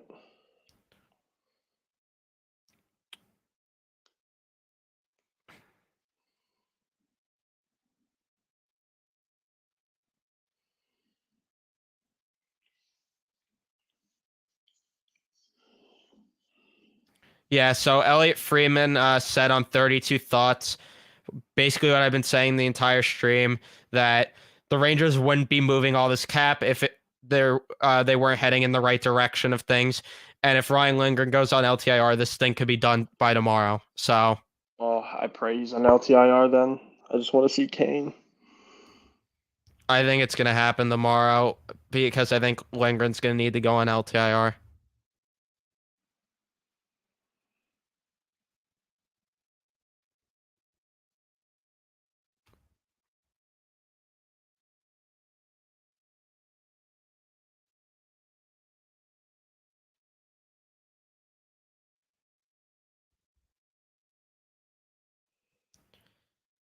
Let's see if I could find any more info of what's going on, but I don't really think there's much. Yeah, the Canes out shooting the Ducks 52-15, and they're about to lose. That's a stinger.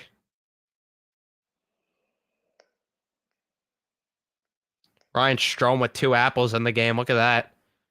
We got rid of the wrong guy, eh? I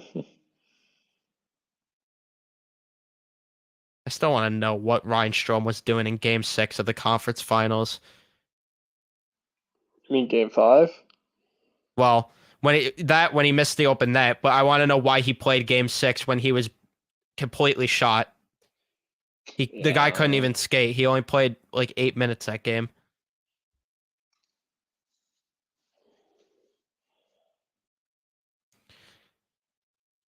I'm just seeing this now since I've been streaming for an hour, but Kevin Weeks reporting that Talbot could be on the move. Vegas, LA, and Calgary all in the market. Interesting.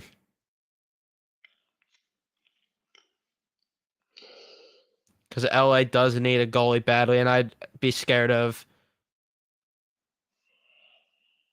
I'd be scared of LA. Oh, what is this account tweeting? VC and Jones for Tanner Jeannot would be solid. Come on. We can't be serious. I don't know what this fan base obsession is with Tanner Jeannot. Oh, no way.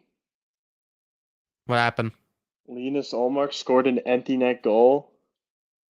Really? What the Oh fuck? my god. No way. Igor's just broke his TV watching. Oh, he is so punching air. That is wild, dude.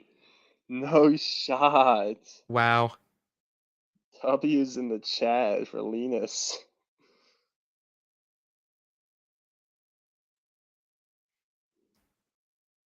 Wow.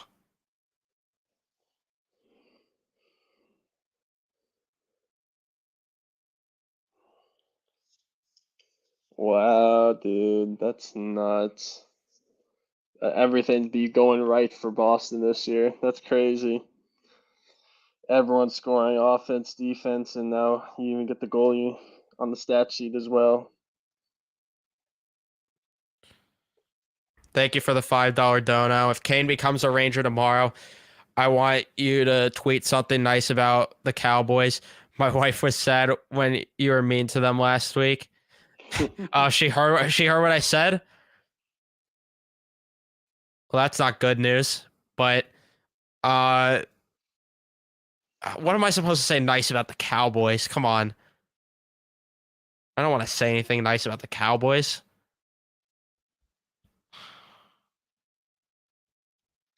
I don't know if that's possible. I don't know if I could commit to that deal.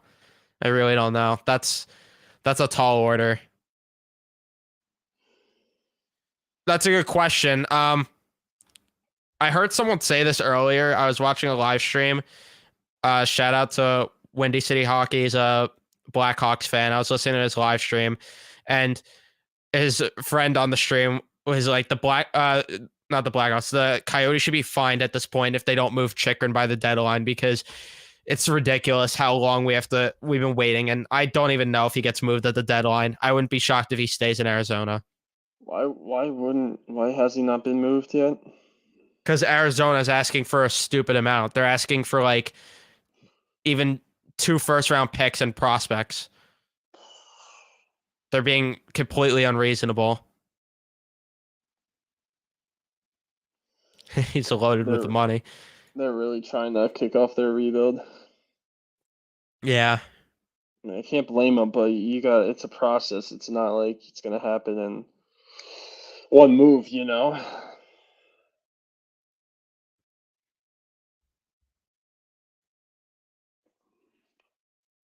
Yeah, I don't understand why they're being completely unreasonable.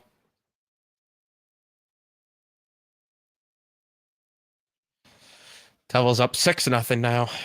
Great. Just what I want to hear. Torts is not going to walk into that locker room all happy. Not at all. And now it's 7-0 Devils, apparently. All right, well. It's cute. RJ Barrett with a season high 7 assists. Where are the trade Barrett God. people at? Where's the trade Barrett crowd at tonight? No way. Linus Allmark went into the fist pumped the bench. He went on the line and fist pumped the bench. Oh, that's so hilarious. hype. That is so funny. He's got to win the Vezina now, right? Yeah, I don't want to hear Sorokin winning it. I'm sorry, but it can't happen. And he's got a goal on top of that. I'm trying to see in the video him go over for the... It's in the Sportsnet video. It shows it at the end. Yeah, it cut off for whatever reason. There we go. I should be able to see it here.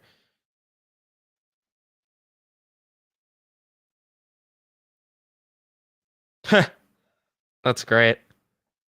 Linus is a savage, dude.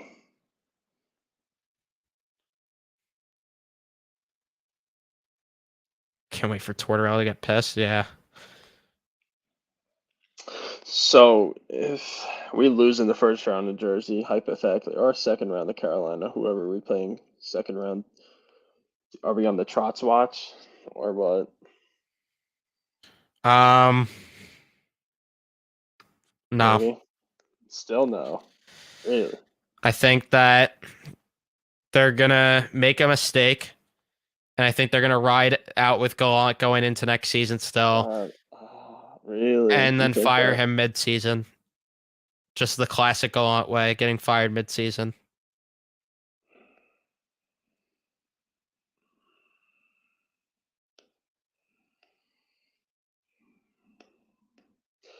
If they just do what they did last year, and because last year they talked about playing more playoff style hockey, which is like being more conservative. They spoke about that last season, like after the deadline and towards the end of the year. If they could just do the same thing and then we see like better results, then I would have like full confidence, especially with Kane. I would have full confidence that we can go into Jersey and just beat them, in a 7-game series, and make another deep run potentially. But it honestly just starts with the defense. Yeah, But at the same 100% agree. time, I was talking about that earlier. yeah, but at the same time, too, we get Kane, and that'll give the whole locker room a boost of confidence, just knowing they have a franchise talent in the locker room, and um, you know, it's going to be exciting. Not only a talent in the locker room, but a leader, most importantly as well. He's been there, done that. He's won a Stanley Cup, so and you have other leaders like Tarasenko as well that has won a cup too. So and Barclay Goodrow. So we have a lot of guys that have been, there with, in the cup and have won the cup most importantly as well. So, adding another guy like that to the list definitely does not hurt, especially if you can contribute to the team's success. It'll be interesting, but I think if we just start with our team defense, just tighten up, defending the middle of the ice better, I think the rest will take care of itself because, Igor will appear to be better. He don't have to bail the team out as much anymore. And good defense translates to good offense. So if you're concerned about the offense, I don't think there's anything to worry about if you got the good defense. So It's weird to think about where we would be if they didn't win that game against St. Louis that we went to. yeah, Because that game, if they that was lost supposed to be it, Gallant was going to get fired. Yeah. It was like, I think, I saw a report from it. I think it might have been Arthur Staple. I might be wrong. But I think somebody reported that it was like pretty much going to happen if they lost that game against St. Louis. It was like chances were very good it was going to happen. It's weird to think about where we could be right now. Yeah, I know, right? I don't know. Like, I don't know if we'd be better or not. I really don't know, honestly. I mean, who do we hire? Who do we hire? Well, that's the question. I I'm a don't have the answer believer. to. I mean, I'm a believer everything happens for a reason. So maybe we do fire Gallant after. I mean, depending on what happens in the playoffs. If we have a disappointing playoff run, this year, then we fire him. Or everything happens for a reason. The team had to go through some struggles first before they can really take that next step. To being a cup championship team. I don't know, but I still believe that unless if they change the way they play, I still believe that Glenn's not the guy that's gonna take us to Lord Stanley. That's just me though. Unless if they change the way they play, I don't think he's the guy. Because it doesn't make sense to me to why you would just have the team play completely different than you did the year before in the playoffs at the start, right?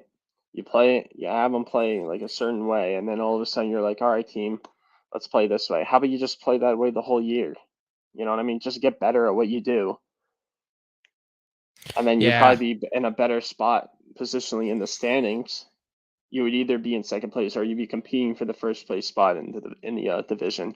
Now you don't have to worry about playing Jersey in the first round. Now you can worry about playing a wild card team, make it easier on yourself to the road to the Stanley Cup. Yeah, I don't get it either unless they're trying to hide something from other teams. That's the only thing I could think of, but I think that would be stupid either way. I get that, but like, if you're good enough, you're good enough. You know what I mean? I Yeah. mean, look at Colorado. They've been playing the same way all year long last season, and they didn't have. I know it's not as strong the West as it is in the East, but you would have thought like maybe someone would have tried to figure out a way to beat the way they play, but they played the same way all year long, and they continue that into the playoffs, and they won the cups. I don't think it's necessarily bad. I think it's just I don't know. It's just weird. I just don't see a point of just changing like systems in the middle of the season when you could just honestly like play a certain way the whole year, or obviously minor adjustments on the fly there and there, but it just, I don't know, it just doesn't make sense to me. I'm just, if you're good enough to win it all, you know what I mean? You're good enough. Yeah, I agree. If they fire Gallant midseason, they would have put Knobloch in. That's Drury's boy. Yeah, that's probably That's what it would have true. ended up happening. And then we don't know what the hell would have happened We with could be with talking this about this team. team being sellers at the deadline. Yeah, exactly. And the Patrick Kane sweepstakes would have never happened. We may end up in a wild card if we keep no showing games. I Mhm. don't think they're gonna spiral down that far, but It's possible. It's possible. If the way we've been playing lately, I could see it. And then if other teams like Detroit and Buffalo just keep catching up, or if Pittsburgh, God well, that forbid, doesn't catches matter. up. Well, Detroit and Buffalo doesn't matter, but Pittsburgh and the Islanders is where we have to keep an eye out for. Keep an eye on for. Right now, especially the way we're playing, anything's possible. I wouldn't say if third place is a lock necessarily the way we've been playing. I can't. You can afford to lose the next two, but after that, it's like, come on, pick it up. Yeah. But Forever right now, Blue Shirts just tweeted, by the way, Patrick Kane could be arranged by tomorrow if Lindgren's on LTIR. If not, the trade's going to happen on Wednesday. So, all right, Wednesday's the last day, hopefully, of all this talk. I mean, if he goes on LTIR, I wouldn't be shocked. So, we'll see. But I think Lindgren's going to voluntarily just go on LTIR just to get Kane over here. true. But I don't know if they're going to spiral down, like I said, that far. I don't know if that's going to happen, but let's hope not. Trotz isn't the guy. He's the defense first coach, and the Rangers aren't built that way. Yeah, but if you could get this team to play good defensively, That's my whole point. nobody Just thought like, the Islanders were when the Islanders were under Jack Capuano and Doug Weight. They were one of the worst defensive teams and one of the higher scoring teams. They would play games and they would finish especially like 6-5, 7-4. specifically that 17-18 season, the Islanders were like top 10 in scoring, I believe, right? Like they're like top 5 even. Like they scored a crap ton of goals. Like Barzal his rookie year had like 82 points or whatever. It was ridiculous. But now Trotz comes in, they changed the way they play, defense first mentality. They were still able to score, but with that roster, you got that team to defend. Things could happen, and with this Rangers team, you get them to defend. I think the rest takes care of itself. I agree, and I think that Trotz would coach the Rangers how he coached more in Washington versus how he coached the Islanders, just because Yeah, of the offensive talent up front. The I'm Islanders just didn't have that. I'm sure he would have given like guys like Panarin or Zibanejad a little some offensive freedom, but like to a certain extent, to the point where you don't completely cheat the game. We've seen Panarin and maybe not so much as for Zibanejad, but like you know Ryan. I was about to say Ryan Strome for whatever reason. Vinny Trocheck, sometimes Kreider on occasionally. They'll all cheat the game, and I mean in terms of just like just not back checking, whether either not back checking hard enough or just on the controlled breakout, they'll three forwards up high for whatever reason not supporting the puck carrier. So I feel like Trotz would just get this team to play, set more just the right way, right? Like don't nothing flashy. Like the game is just like a grind, and it's like a process. You do the little things right, you're going to win a lot of hockey games, and I think that's Tross's philosophy. Aside from just the defense first mentality, so which I like a lot about Trotz. That he's very detailed in that way, and I think that goes a long way, especially in the playoffs. And he's a disciplinarian, which is what they need as well. And that, yeah. Yeah, you're right. The Islanders have the Rangers number, but I don't think that they're gonna. I don't think there's any way they face up against the Islanders in round one. So we shouldn't have to worry about that. Uh, Fire Gauntlet chants are gonna start coming. I don't think so, unless they go on a 10-game losing streak. I don't think that's gonna happen. As Ranger fans, would you guys rather not play New Jersey over a random team like the Leafs or Caps or something, just because of the rivalry aspect? I I Definitely think not to. Yeah. I don't think it matters who they play. Like, it's a tough way to get, you got to beat good teams to make it through in the playoffs regardless. So, and I think the Leafs and Caps wouldn't be easy outs either. So, to me it doesn't matter who they play. And just no to the Leafs, just because I just feel like we would just be the first team to let them win a series. That's true. Since 2004, I think that was the last time they won a series. So I'm not trying to deal with that as a fan. Huh. Iceman, that's a great comment. I could say something nice about the Cowboys. It's a wonderful thing that every year they bring us joy by losing in the playoffs. That's a great comment. Rangers have a habit of not showing up. You're damn right, especially against lesser teams. I'm not really worried about the Devils. I think they are soft, honestly. They're like the Leafs winning in the regular season, but once playoffs come, I think they'll be a different team. That remains to be seen, honestly. We haven't seen how they are in the playoffs, so I think if the Rangers could just stick to like a defensive first mentality and be physical on top of that against a team like Jersey, I don't think Jersey has a chance. I think they lack size, and you're physical with them. You're going to be all over guys like Jack Hughes. You're going to be all over guys like Heischer, Jesper Bratt. And you just played a very detailed hockey game.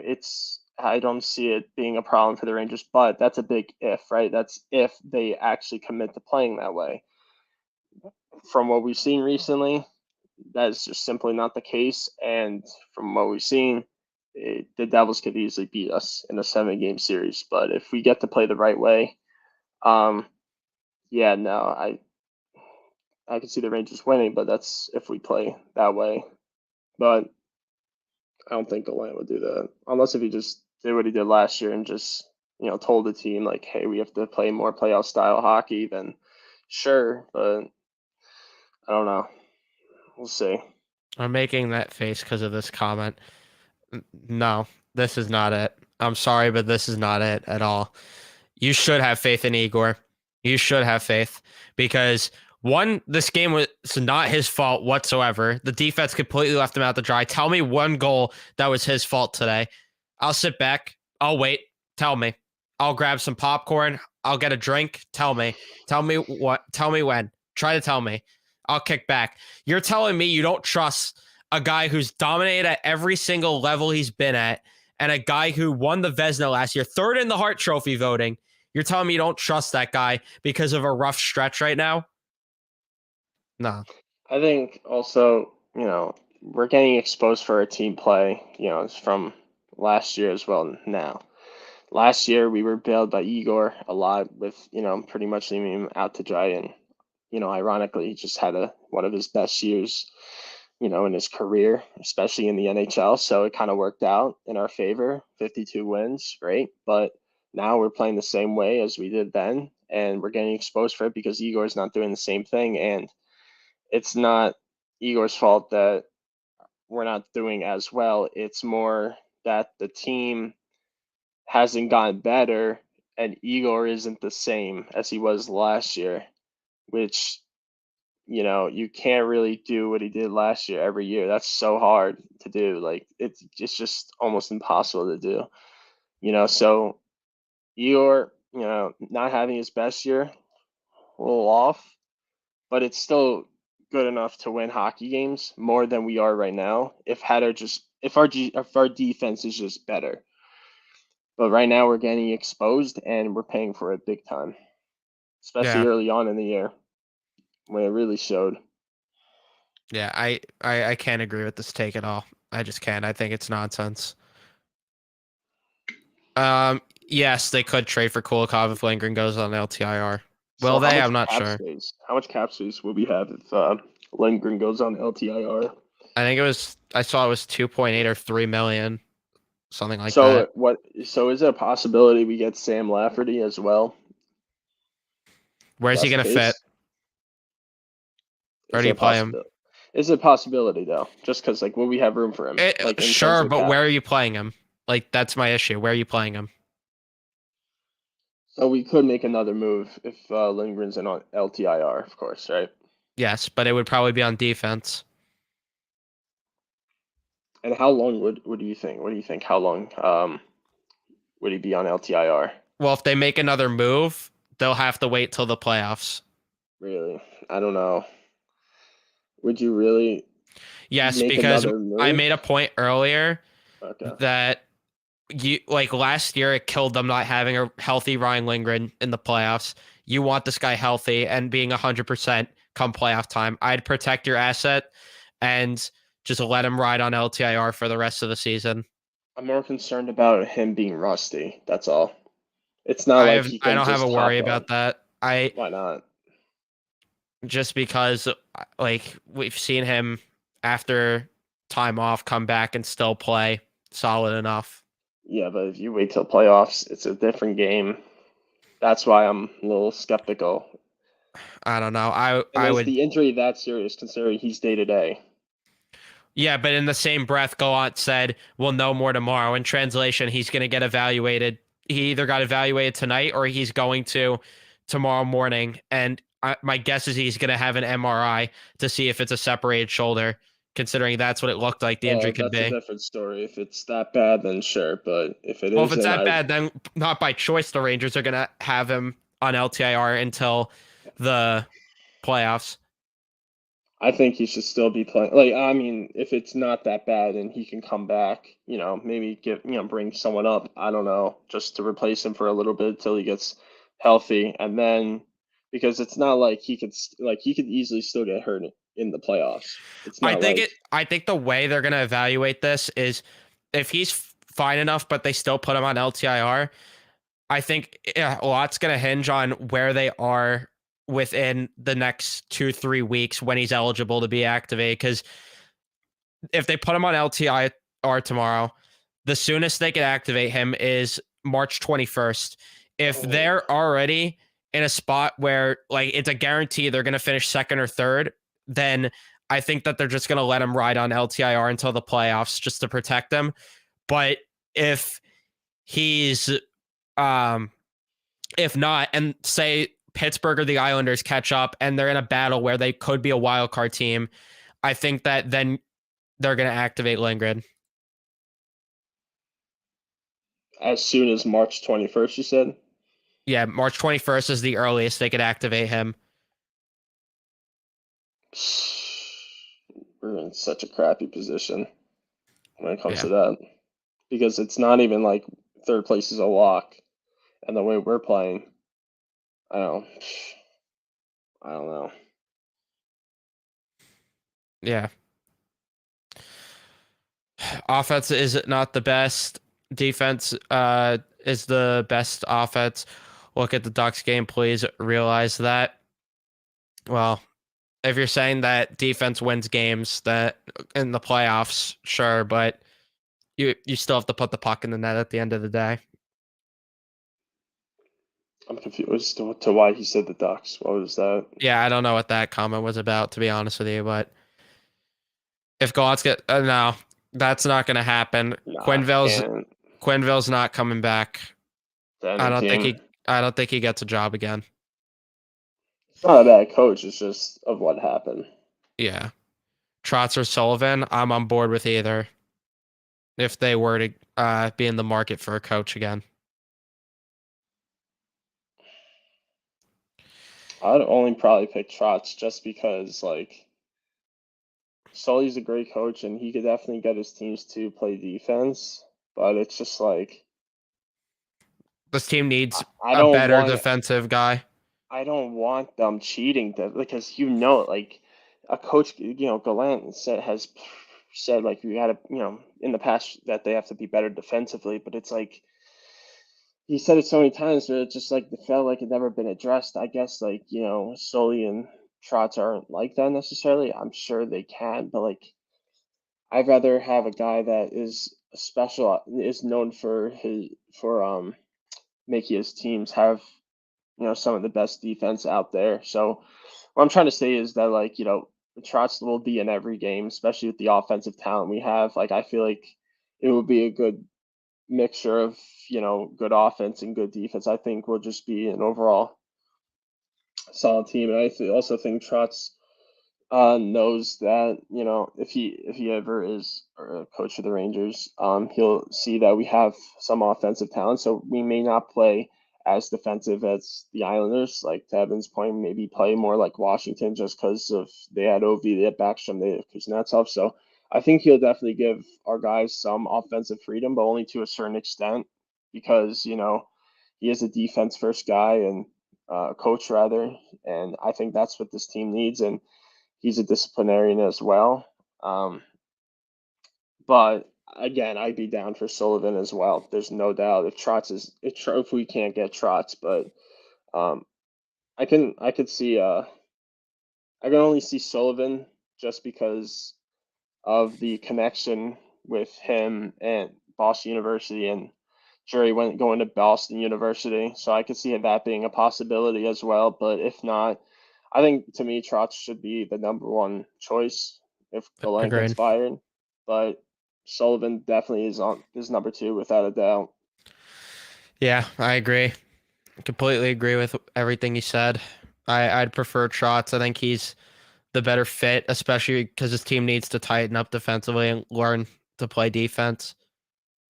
Other And like, news: the Knicks didn't boil the game, by the way, oh, did they really? and Derrick Rose came into the game. There's a chance for him. Really? Yeah, Hey, Derrick Rose got there some we of those go. chants at the Garden. Finally. Rangers also just let teams walk in the zone, never pressure their own blue line, which is weird. Well, yeah, that's to our point where they need to play like Gallant had them play last year come playoff time, just better and more conservative a bit. But Trotz's defense is just better. Like the way, like our defense with Trotz would be a lot better than, not maybe not a lot better, but it would definitely be better than what we saw last year in the playoffs. Like we played solid defensively, but I think with Trotz it would have been a lot better. Just because he's just a better coach, and he knows more X's and O's. There, he's just like more detailed coach. Like if you ever go on YouTube and type in Barry Trotz and watch like some of his like presentation videos or seminars about like his about defensive structure, defensive zone coverage play.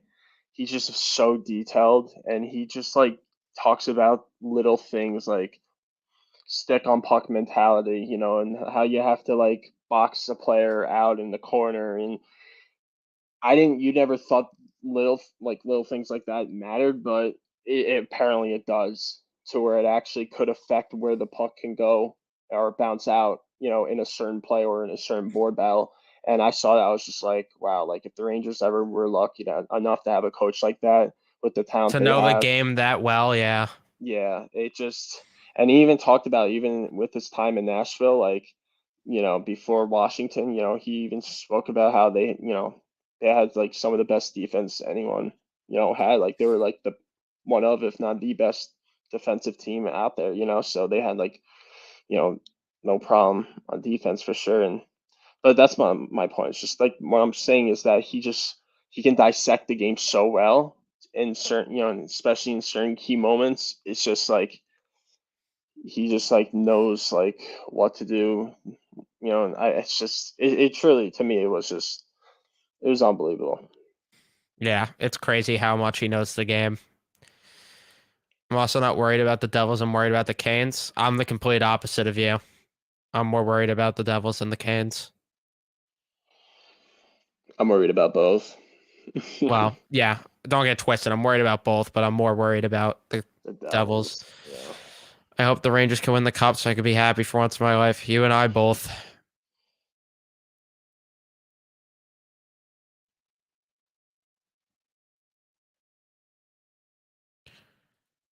Yeah, especially in New York, it's definitely not easy.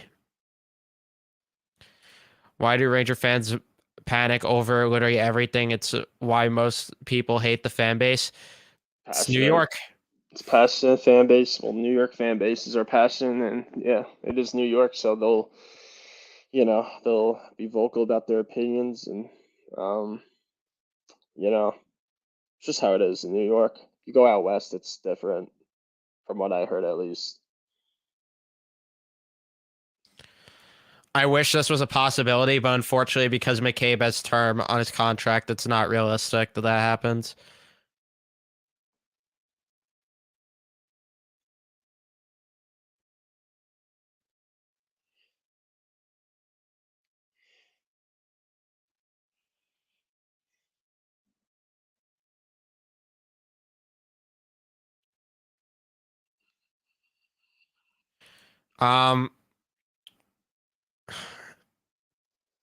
I was not saying this game was his fault or his past accomplishments.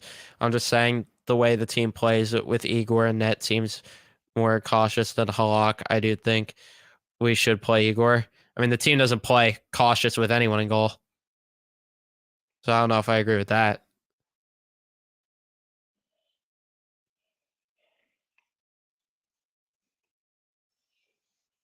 All good. Have a good night. Wonder if the Rangers move Miller with Fox and let Trouba play with Harper. That's what I think they should do, even though Trouba and Harper would be a brutal pair, but this is what happens with injuries.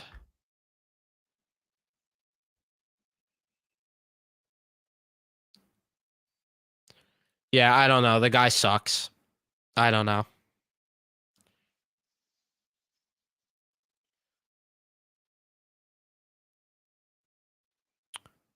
It's because of the type of players that they have on the team.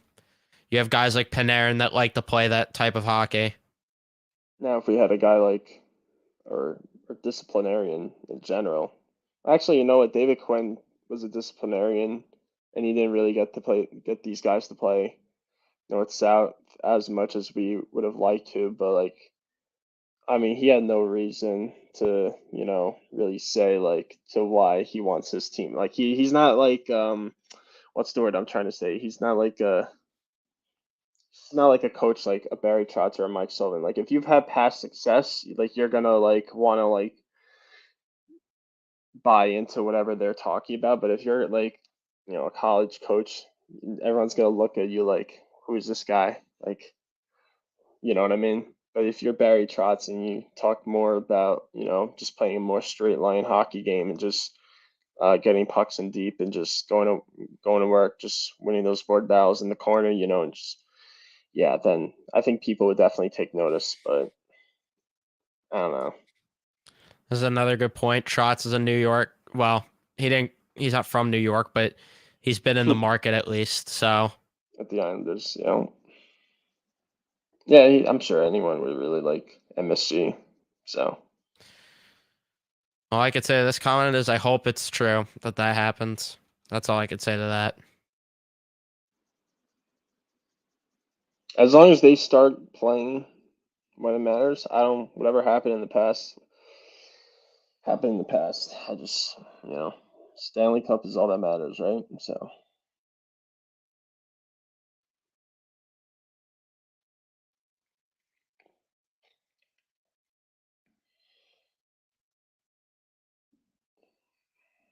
Yeah, exactly. You need different type of players to play more of a north-south game.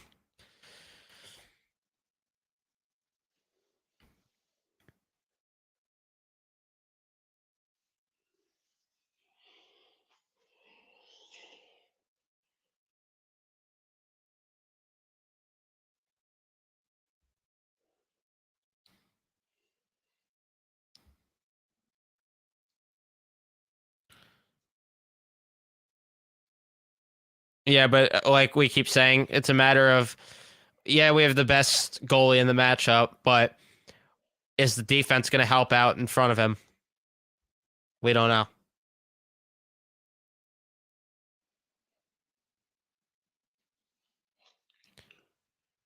Kane's coming no matter what. It's just sooner if Lindy goes on LTIR. That's the difference. That's all it is, Luca.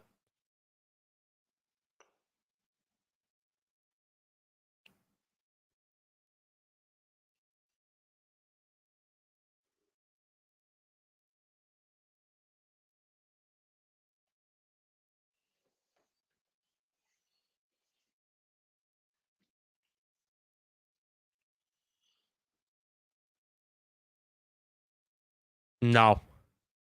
No. No. No. No. Are you saying no, like you wouldn't be surprised, or like no, don't make it, don't Like, let it no, happen? it's not happening. Like, Oh, no, it I was is. gonna- well, if Igor has a bad game, it could. Well, that's different, but I don't want to see him starting in goal for Oh a playoff no, game. no way, not happening. Unless, God forbid, there's an injury to Igor. No, you don't start Halak. Yeah, for sure. MJ, you better be right. You put it out there. The pressure's on you now if it doesn't get done tomorrow. Hey. If Lindy doesn't go on LTIR, we have to wait till Wednesday to accrue the amount of cap space. Yep, you're right about that, Bobby. No, Chikrin's going to cost too much.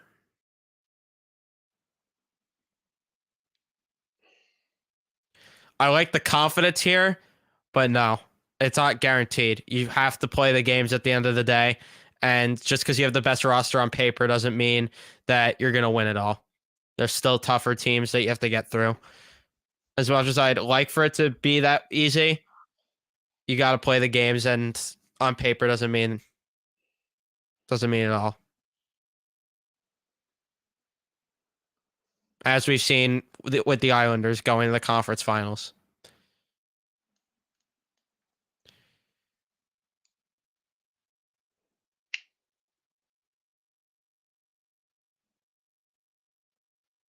Yeah. I've always liked Kane also. Imagine Louis Domingue becomes a starter again. Oh, That'd be hilarious. he balls out. Conn Smythe Award winner too. I'd be like, what?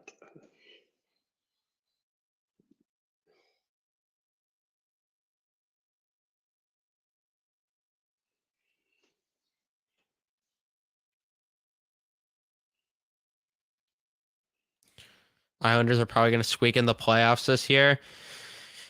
There are other teams that have games in hand. I I wouldn't think say that Buffalo for and the sure. Wings. I still would say Buffalo and the Wings. That's been my pick for a couple weeks now, and I'm riding with it. I'm riding with those picks.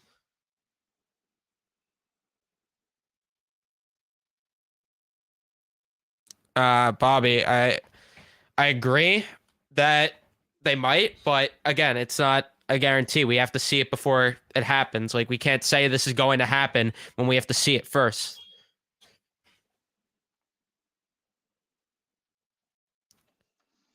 Yeah, the West is just ridiculous. Vince Mercogliano was on SNY.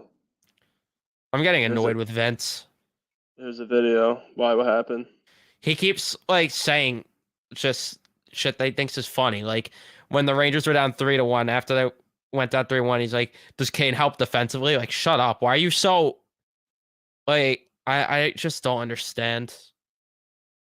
It's wild to me that there's still people against this. Especially for the price that is going to be asked for. It's like, not much.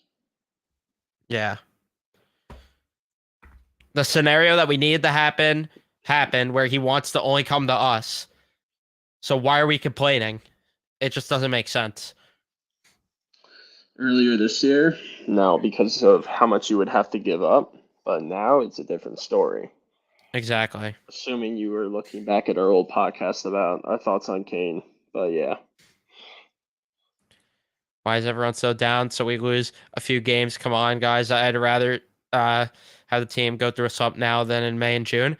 I'm not dismissing that, but again, like I keep saying all the stream, I will gain the confidence when I see it. I have to see it first. If they turn it up before the playoffs, then I'm with you. I'm all for being confident and being positive about it. But right now, again, we're not seeing it. And you're right. Hopefully, this is just a slump for now and they'll get out of it. But again, remains to be seen.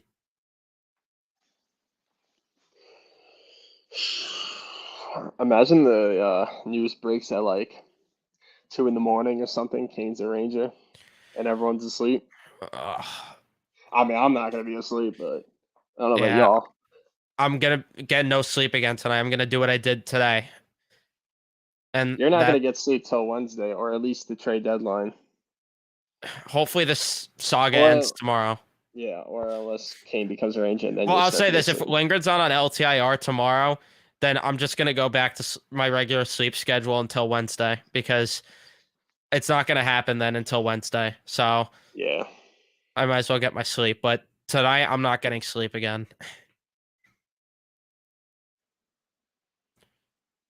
That'd be hype if he did a guarantee moment.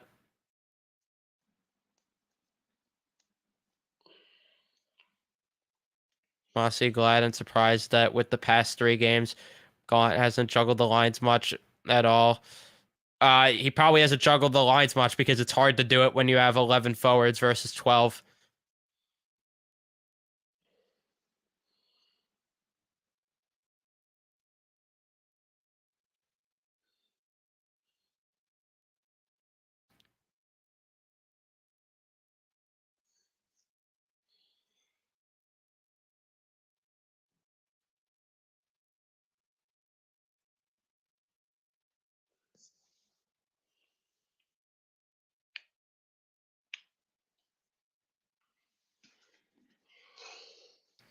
Could be a big stream tomorrow. Might be getting someone else on with Statboy Steven too. So we'll see. You'll be getting the man himself, Chris Jury, apparently, right? Yeah, I'm currently talking to Chris Jury right now, and we'll get the official word and everything. W's in the chat. Yes, sir. All right, the pressure's on you, MJ. And if this doesn't happen, This man, dude. we're gonna get on you. We're gonna get on you if it doesn't happen. I'm just saying. It's all on you. Putting the his money where his mouth is right now. Gotta make it happen, or else there'll be consequences, sir. The fan base will be after you. You and I both, Christopher. I have been glued to Twitter for the past 3 days over a guy named Patrick who chases and shoots a rubber disc for a living. But he's good at it, at least. He is good at it. Yep. Yeah, the analysts would rather Bugstad than Kane. Yeah, the advanced analytics crowd. Don't get me started on that bullshit. People think because of the charts, we shouldn't get Patrick Kane. The Give me a chart, fucking dude. break. With the analytics, it says so many like false things. Like, See, I don't understand this fan base. The charts for Yeah. Tyler Mott suggest that he's not that great of a hockey player, even though we know that he's a solid fourth liner from the eye test. But the charts will tell you that he's bad on both sides of the puck, which is just not true. And the chart suggests that Jacob Trouba's some offensive dynamo. Like, give me a fucking break. right? Nah, that's just no.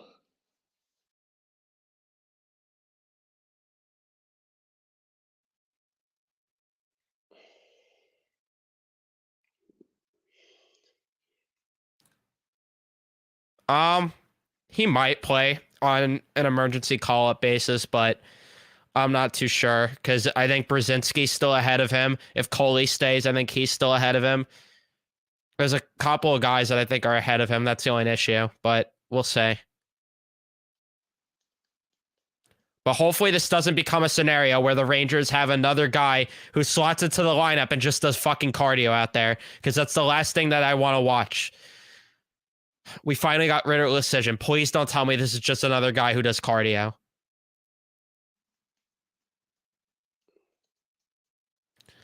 If it gets announced that Lindgren goes on LTIR before I stream with Steven or after I stream with them, then I'll be going live again about it to talk about it, because that would be big news, and that means that the trade's more likely than not going down tomorrow.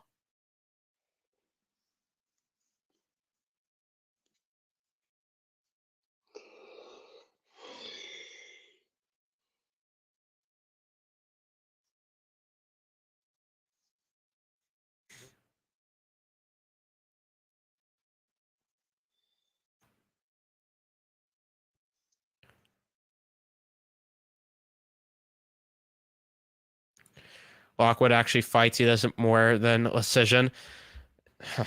Oh God, that scares me still. The fact that the only positive thing I hear about him is that he fights.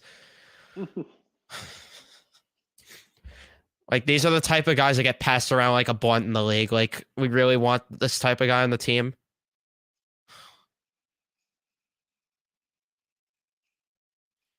He can also skate.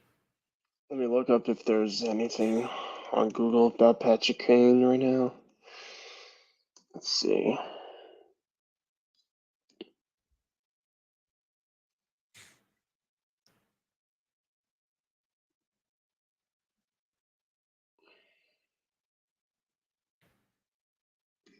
Nothing yet. Hold on, let me check something else.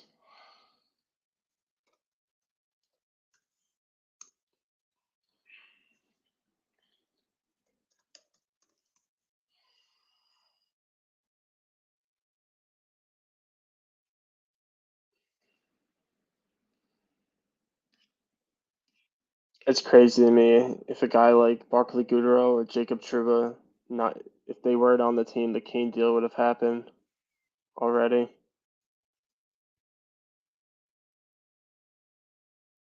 That's what's crazy. Or if they had a third team in on Tarasenko, which they should have done from the jump. But to be fair to them, I guess they probably weren't anticipating them getting Patrick Patrick Kane. Kane. They thought Yeah. Tarasenko was it, but then he got tight. But then Kane went, yeah, not only did he get tight, but Kane went on a heater, and they're like, you know what? Yeah, facts. Well, hopefully he keeps it up because we're gonna need that in the playoffs. That's a fact. Yeah. Oh, by the way, too, you gotta. I forgot to mention, you technically did predict Patrick Kane being a Ranger 2 years ago. I forgot to mention that to you. What? You made it. Yeah, no, I swear to God, What are you talking about? hear me out. Hear me out. Hear me out. You made a Okay. photo with Panarin and Kane in a Ranger uniform. As a meme edit, but you predicted it. You're like, hey, it's gonna happen, and let me find the photo, and you show it to everyone. Give me It my was a fucking credit. it was a really bad jersey swap. I mean, it wasn't Uh, that bad actually. it was. But I remember the jersey swap. Now that you mention it, it was like when I was trying to get into jersey swapping as well, which is also part of why I made it. I could yeah, warn you guys right now, it's very shitty. I won't lie, it's a shitty jersey swap. yeah, but hey, you predicted it, so it's on That's all you. that matters. Exactly. You saw it happening, and then here we are. I saw the vision then. You had JD's vision. Oh no. Stick to the process. So it's about the big picture. That jersey swap was brutal though, now that I remember. Show it to the stream. Show it to the Wait, you stream. sent it? Oh shit! I thought you had it. I I don't got think it. I have it. I'll find it. I'll find it. No worries. So I'm gonna have to go back in my camera roll. It's the most random comment. Nah, I've been thinking about it, but it just popped into my head. This comment's just so random, is what I meant. This comment on screen. I'm actually W's in the chat for my boy Just so random. Bobby. That's probably Bobby Granger talking right now. Dun dun dun dun dun dun dun. Dun. I hope you find this jersey swap. That's a classic. I actually completely forgot. I'm gonna try to look for it at the same time too.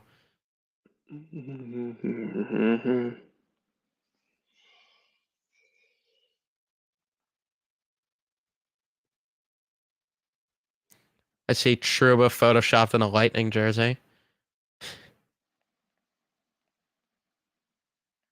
Matthews in a Ranger jersey. That I actually did a pretty good job jersey swapping.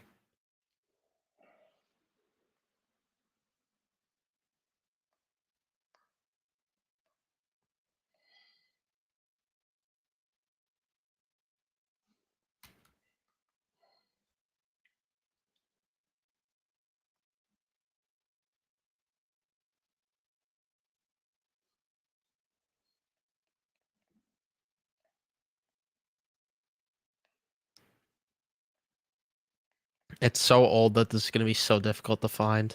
Yeah, no, I thought you sent it to me in Discord, but I came and I'm trying to look in our old group chats that we've had.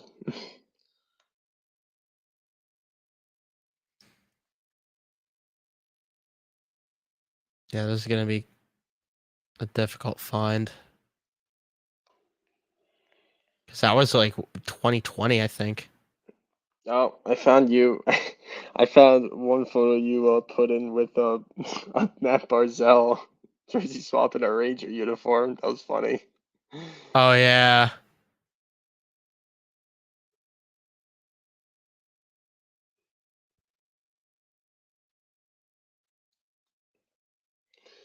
Let me see. But I just remember thinking, like, I hope this happens.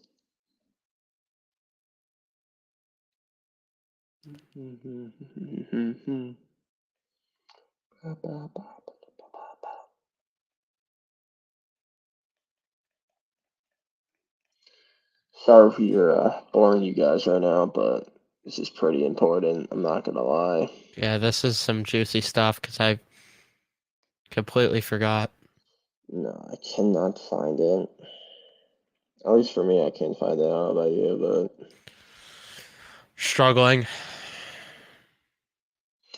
but yeah, he made a pretty crappy jersey swap at the time, and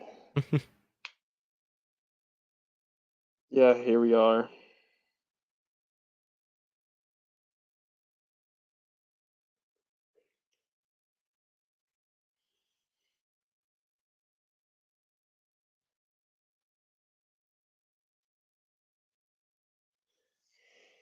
I'm really getting annoyed trying to find this. You guys made me lose my hot game. I'm sorry. We lost like 10 viewers just because we were looking for this. Well, oh well. We've also been live for 2.5 hours, so I think it goes in hand. I suppose, but to the ones that left, L viewers. I'm kidding. Uh, who do I hate more, Dryden Hunt or Jake Lecision? I think that's a very easy answer. Jake Lecision. Yeah, we love Chad. Chad. Chad pulled the bunnies at least. Yeah, he pulled the bunnies to the garden without a doubt. Hundo P. Honey P.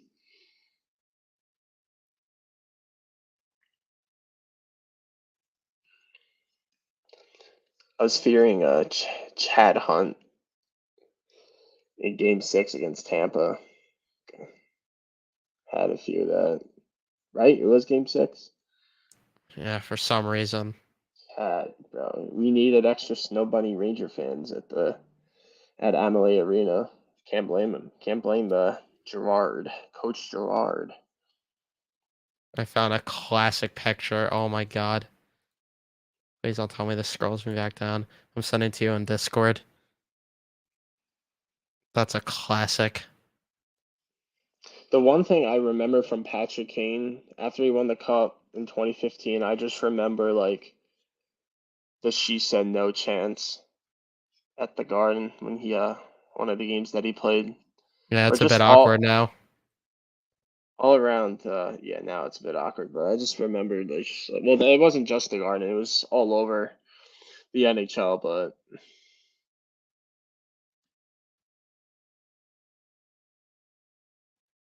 I just remember that because I went to a game. I just remember chanting it.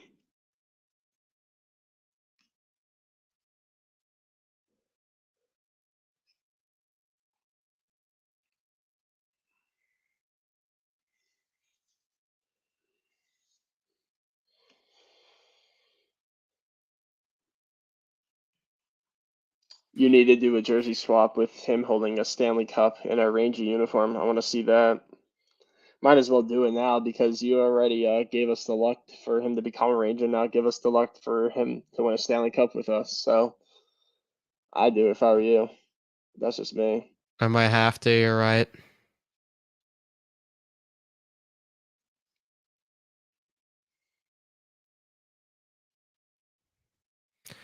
Core, do a challenge, stay live till 12. I don't know if I'm gonna do that.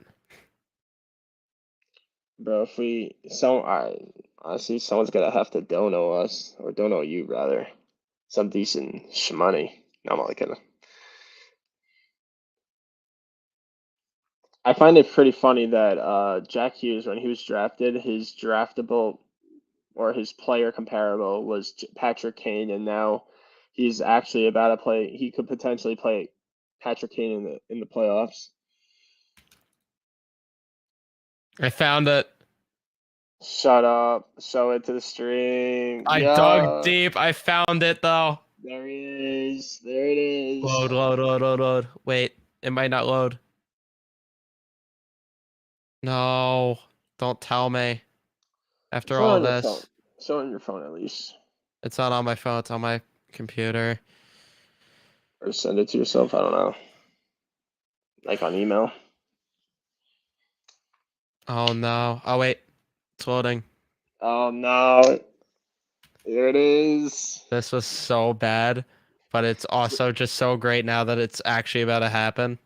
This was made in 2020 for the people watching. Why it was 2020, right? You made it? Yeah. I believe so, yeah. I'm just waiting for it to 2019, fully 2020. load. 2019, 2020, but he made it. And he predicted Patrick Kane to the Rangers. So if anyone predicted, it was him 2 years before. So W's in the chat for Evan. All right. I think I could do it now. Put this up on stream. Let's see. All right. And here it is. Hey! There it is. This The was jersey Evan, swap. This was Evan predicting this moment 2 years before, 2 years ago, or 3 years ago, 2.5 years ago now. I thought we were in 2022 still. This was 2.5 years ago. He predicted Patrick Kane and Artemi Panarin playing with each other on the Rangers. This is such a shitty jersey swap. I love it. Yeah, but this Like I love how bad it is. Yeah, but you predicted it.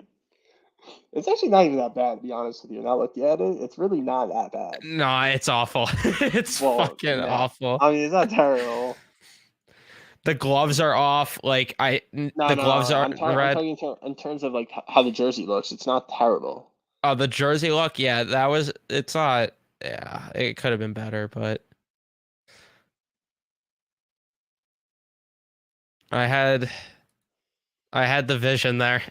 I had the vision, You did. and now we're here. 2.5 years later, we have a goober on the stream. We have a wizard. We have a wizard. Here's the real question. I mean, I don't know if it's the real question, but this is a question to think about, considering this happened to Mark Messier, because Mark Messier won cups in Edmonton, but he won a cup in New York as well, and he got his jersey. Can the player get their jersey retired in on two teams? Is it, well, first of all, is Messier's jersey retired in Edmonton? I'd imagine. Okay, so you could do that for a player. So if Patrick Kane wins a cup here, I don't think they're Are gonna we- retire if he wins the cup here. No, if he's like the reason we do, like he's the leading point scorer. he's here for another few years and like he wins a Conn Smythe or something. So at least a cup and a Conn Smythe, and he's here for a few years, not Yes. like 3 years. Then that'd be Like sick. I'd say 3-4 years. Yes, it would have to be like that. Number 88 in the rafters would be OD filthy. My phone's at 88%. Right as you mentioned that. Oh, he's gonna win the cup. Mine's at 58, but hey, there's an 8 in there, so.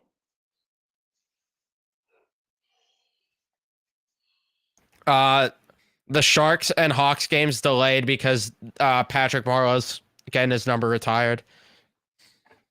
That explains a lot.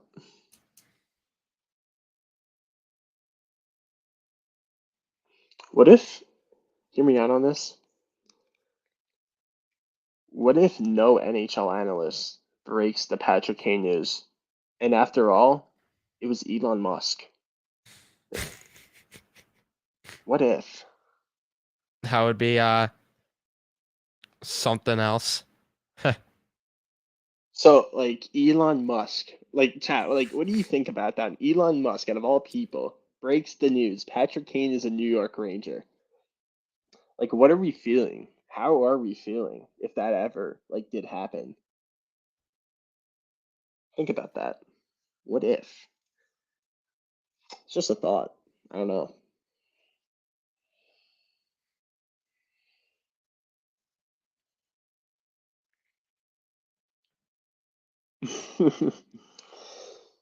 I would be like, you better pay him the bags. Yeah, man, you gotta spam W in the chat and send them donos to him. He needs them clearly, right? He needs them donos, so that's why he's gonna break the news. Hmm. Tesla's going out of business.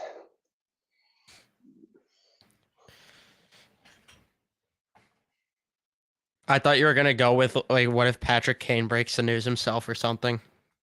He's like, he goes on his own Twitter account. I'm finally out of this shithole. Thank God. That would be hilarious. Honestly, technically, players could break the news for themselves, but I think that's kind of funny. If he broke the news, I'm finally out of here. Let's go. That would be funny. And he tweets out New York City, please go easy. I was about to on say that. me Imagine he tweets tonight." that. I'd be like, no. Song is. I hated how we played that song in the playoff. Now it got canceled. Yeah. Hopefully we can all celebrate tomorrow. Yeah. Hopefully this is all done with tomorrow. Yeah, because, dude, I was just like, I was. I woke up at like 8 o'clock today, but unintentionally because there were like people in my house just being idiots, but that's another story. And then I just kept checking 8 o'clock. Any news? No. I just try to go back to sleep. I woke up at 10 again. Any news? No. And then I missed like 10 minutes of the first period today because I didn't wake up till like 1:20 or 1:30 because it was like a 1 o'clock game. I checked, and then after that, I just watched the rest of the period on my phone, and then went downstairs to my TV and watched the rest of the game. And then after we were down like 4-1, I was like, yeah, it's over.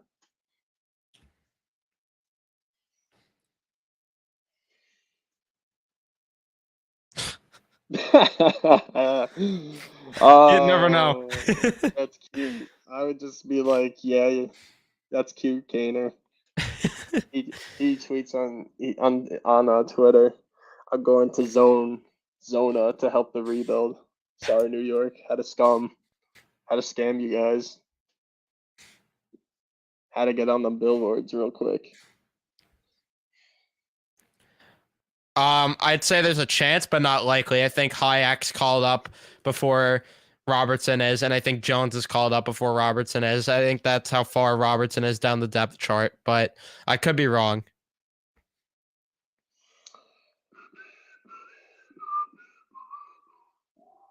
Yeah, this I agree with. I think Meek and Kreider. I think Kreider, even if he doesn't win a cup and he stays here his whole career, gets his number retired with the Rangers. Just because by the time he retires, he's gonna be one of the top That's in true. goal scoring for the Rangers. One of the top players. Definitely a possibility. But my dream was to see Kreider get called up to Gary Bettman to receive the cup. That should have. See, that's like part of me. Like that's like kind of. I mean, this is gonna sound bad, but like selfishly, like I just like hope we don't win the cup just for that reason. I can't see Truba receiving the cup. Like it has to be Chris Kreider after all that he's been through with this organization. He finally gets his hands on it after those 2010 runs, after the rebuild, and now he's back again and with this team, up and coming team, and he finally gets his hands on that silverware first out of all Rangers. But then you're gonna tell me Jacob Trouba gets it before? That's a big fu to Chris Kreider. Yeah, it's ridiculous. Honestly, if like if we ever get a coaching change, I don't think I think Truba gets stripped of the captaincy, or at least traded, or he should at least. I agree. I think there's a chance of that. Both, or like getting traded, or just getting stripped. Both. Either or. Well, if he's on the team, he should be getting stripped Yeah. because he is no captain. He Yeah. is just like no, that him being captain was just a selfish pick for Gerard Gallant himself. He needs to throw his helmet again. Damn right. Bro, Truba, if we win the cup, Truba's not even gonna like take the cup. He's gonna take his helmet and throw it at the cup. Come on, wake up! Stop celebrating. We're gonna walk in. Yeah. Yeah. Stop celebrating. Oh, she's a grind right now. Like right after we win the cup, we're getting back to the grind. Come on, We're going back to back. Let's go. back to back right now. Let's go. Breathe air. Do push-ups. No, don't say this. It reminds you of the Max Scherzer situation, not Carlos Correa. Let's not say Carlos Correa because we know what happened with Carlos Correa. It reminds me of the Carlos Correa situation, and I'm not even a Mets fan. If this becomes Carlos Correa 2.0, I'm gonna. Oh shit! I would feel like I'd lose my fucking mind. more than Correa, more than the Correa situation. Yes. Yes. That's hilarious. I'm glad I never had to deal with anything like that. But hey, my team can't win a World Series, so who gives a fuck? Who gives a crap if my team, if we can't win a World Series? I just saw a comment. Wait. This What? one. No, he would try to body check. And he'd go flying across center ice. At that No, point, he'd it's go just flying like, into Gary Bettman. and kill- He he'd body freaking- checks Gary. Yeah, Bettman, he probably checks Gary Bettman. throws his helmet, goes into the locker room. Wake up! And everyone's just like, huh? Yeah, and then Kreider just is like, oh, well, and then just picks up the cup. Kreider just like is trying to like wake up Bettman, but he's like, oh, like, what do I do? And he just like goes right next to the cup, shakes someone's hand, like shakes no one's hand, like imagine he's there, takes a photo, and just it's like what? No, he'd get Mika in the photo, of course. Him and Mika, YOLO. With Gary Bettman on the ground. Nah, they're gonna put Bettman on the table. They'd be like, I said YOLO. And a selfie.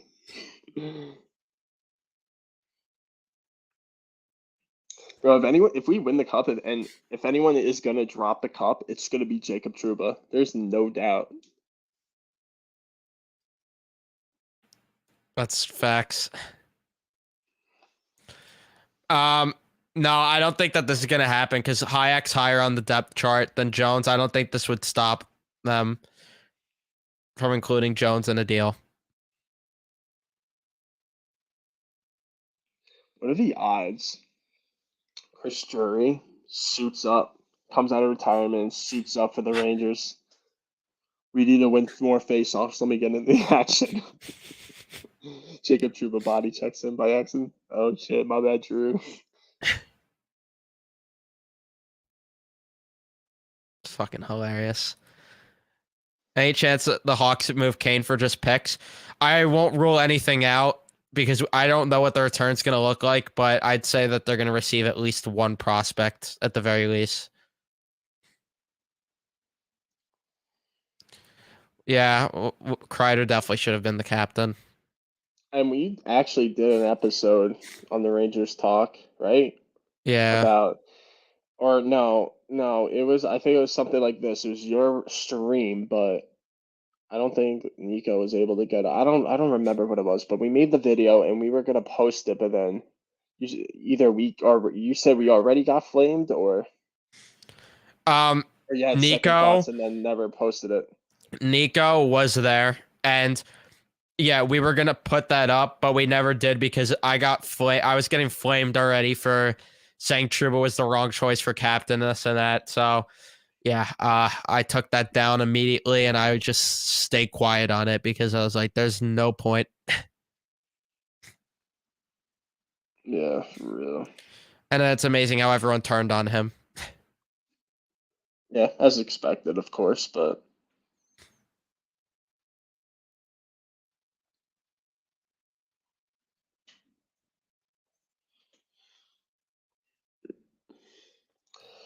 true. Truba gets this. No, Gary Bettman says Jacob Truba, come get the. Oh, gets body checked. Wouldn't want to be the guy to go for a victory lap with the cup for me to trip over a wire or something and break the cup. Yeah, Elias Anderson, if he was still on the team.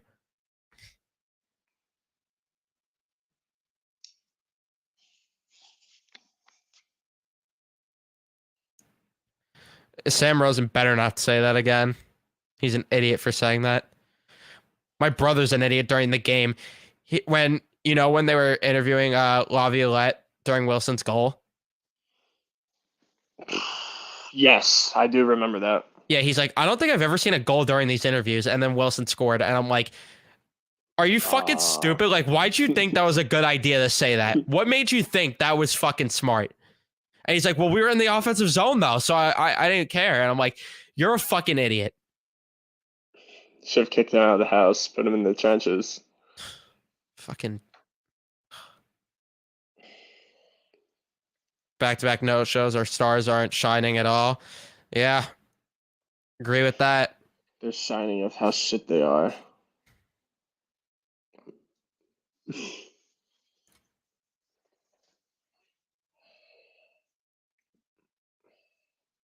I think it's Gordy been Clark. longer than 20 years, Gordy, but that's yeah, true. Gordy Clark's an idiot. Noah McElrath. LOL. Oh, this is a good point. Yeah, we didn't even get to hear that. Yeah, Oh, facts. You know what? Actually, that is the interview. I mean, we were at the game, but yeah, no, that was the only interview, right? That was another interview um, where a player scored in the middle of one. So oh yeah, that's true. I could have just pointed that out. that's true.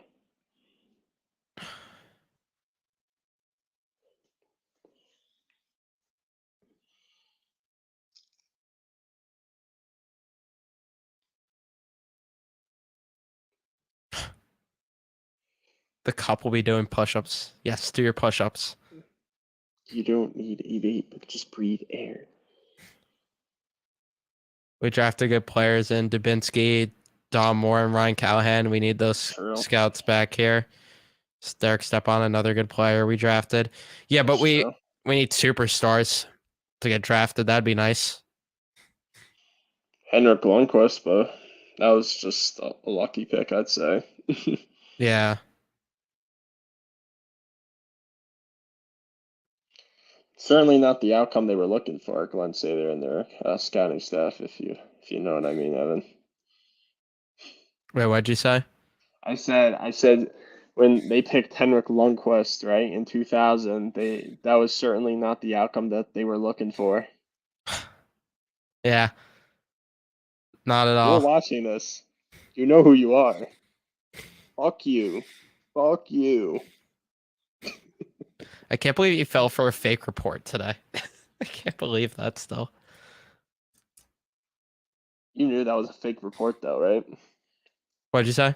You knew that was a fake report? Like, that guy wasn't... Yeah, because I know the guy on Twitter. He's one of my mutuals, and I know that he acts like an insider intentionally to just be an asshole. Yeah, mess with people. So he tweeted that. Should I just tweet right now? Kane's officially a Ranger. Lindgren's on LTIR. See if you post it. Yeah. I'm gonna let me comment this. I'll do it.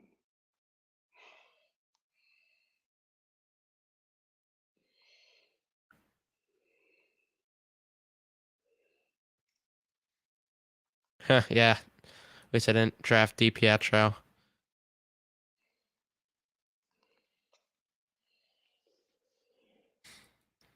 I have no idea if this is possible at all. I have no idea. I think not, but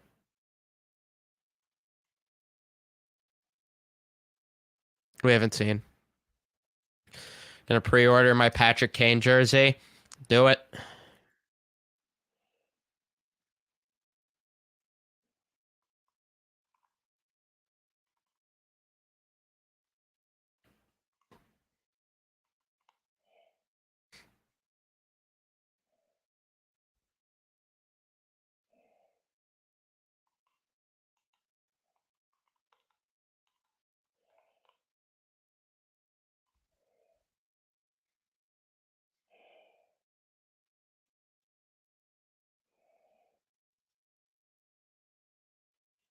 Yeah, you're right, Gabe, about this.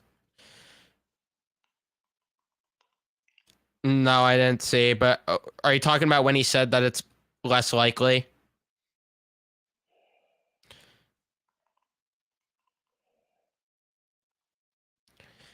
Yeah, I think they overpass at times, but they have guys that have the ability to be shoot first players. That's what's annoying. So,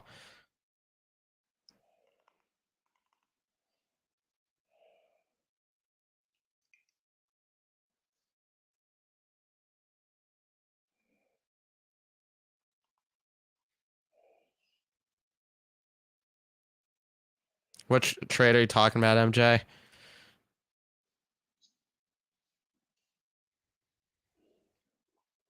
MJ from Spider-Man, no way. Henrik Lundqvist is my answer. What was the question? Who's your favorite player of all time? Oh.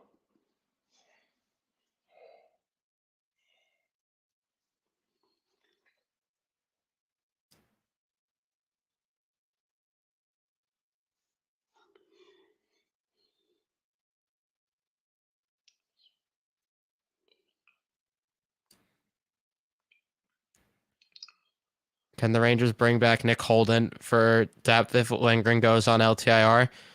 Please no. I would not mess with that.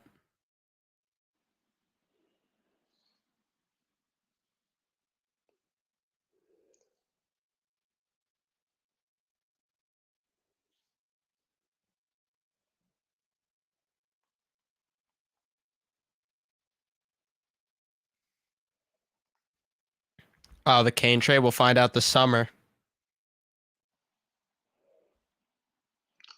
I want to see if anyone falls for this.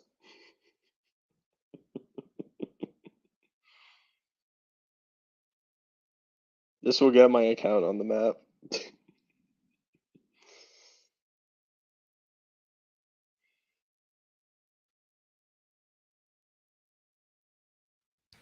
I wouldn't be opposed to bringing Braun back. I just saw a tweet that said Kane is a Ranger. Yeah, I wonder who it is. Saw it? Let's see who falls for it.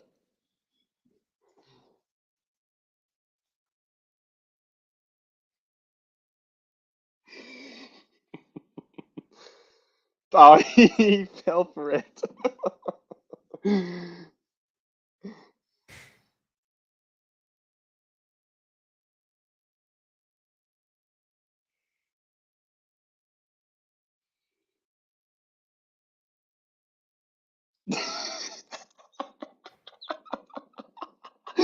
Yo, I got a reply already. Source question mark. That's crazy. Oh, What exactly did you tweet? just look at my account. I'm not gonna say my account on Instagram on the stream right now, but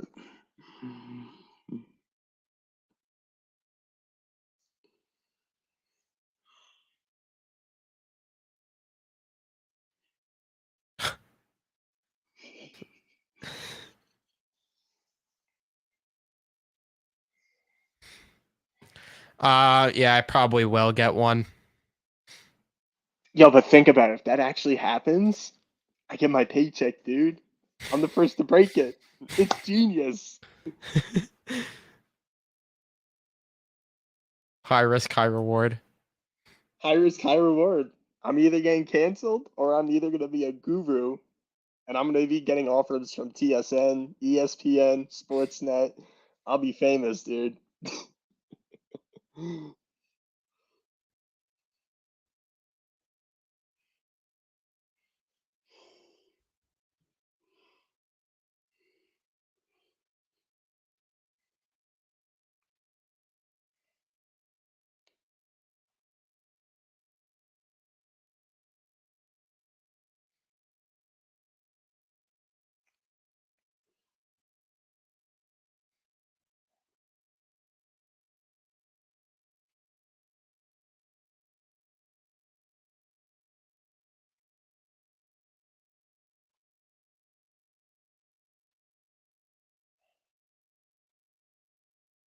So, those what's it called?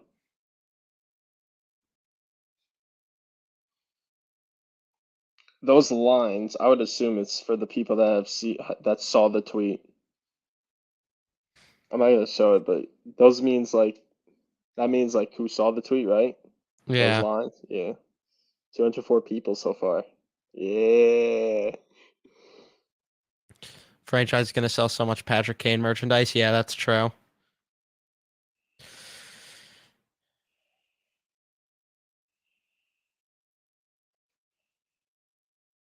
Yeah, ticket prices will go up for sure.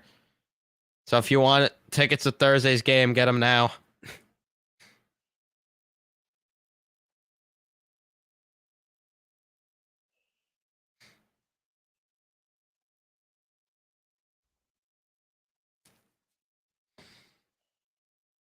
It's amazing how many people are like actually on Twitter like refreshing.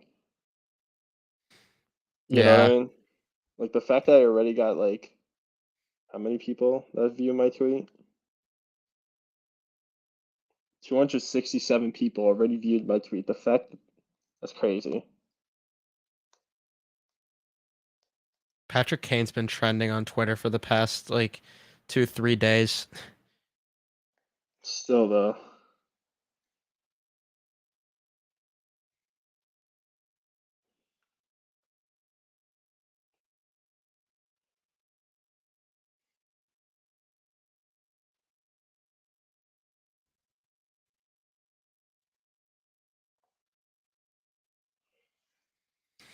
They'll probably bring in someone like Braun or Shen or Kulikov, someone like that. Watch this one. Ready? Ready for the 7?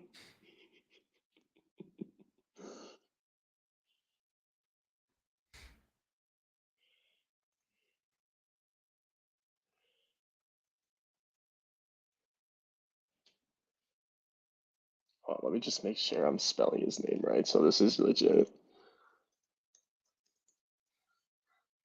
All right.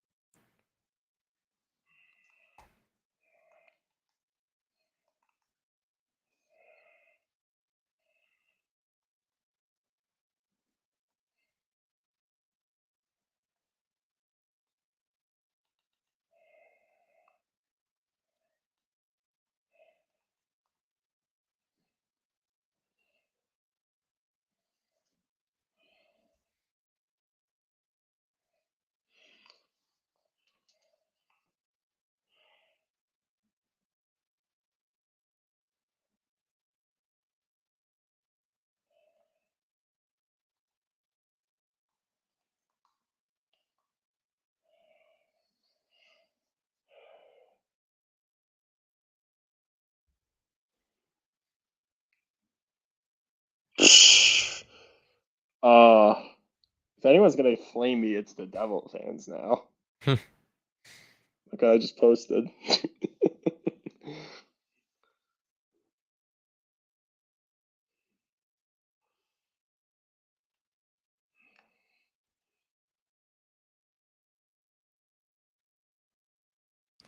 All right, chat. I'm going to end the stream now since we've been live for 3 hours.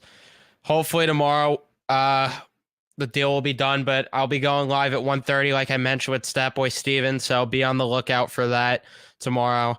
So, yeah, we got a lot to talk about. We got Patrick Kane watch part 3 tomorrow. Hopefully it's the last one, but we'll see you guys tomorrow.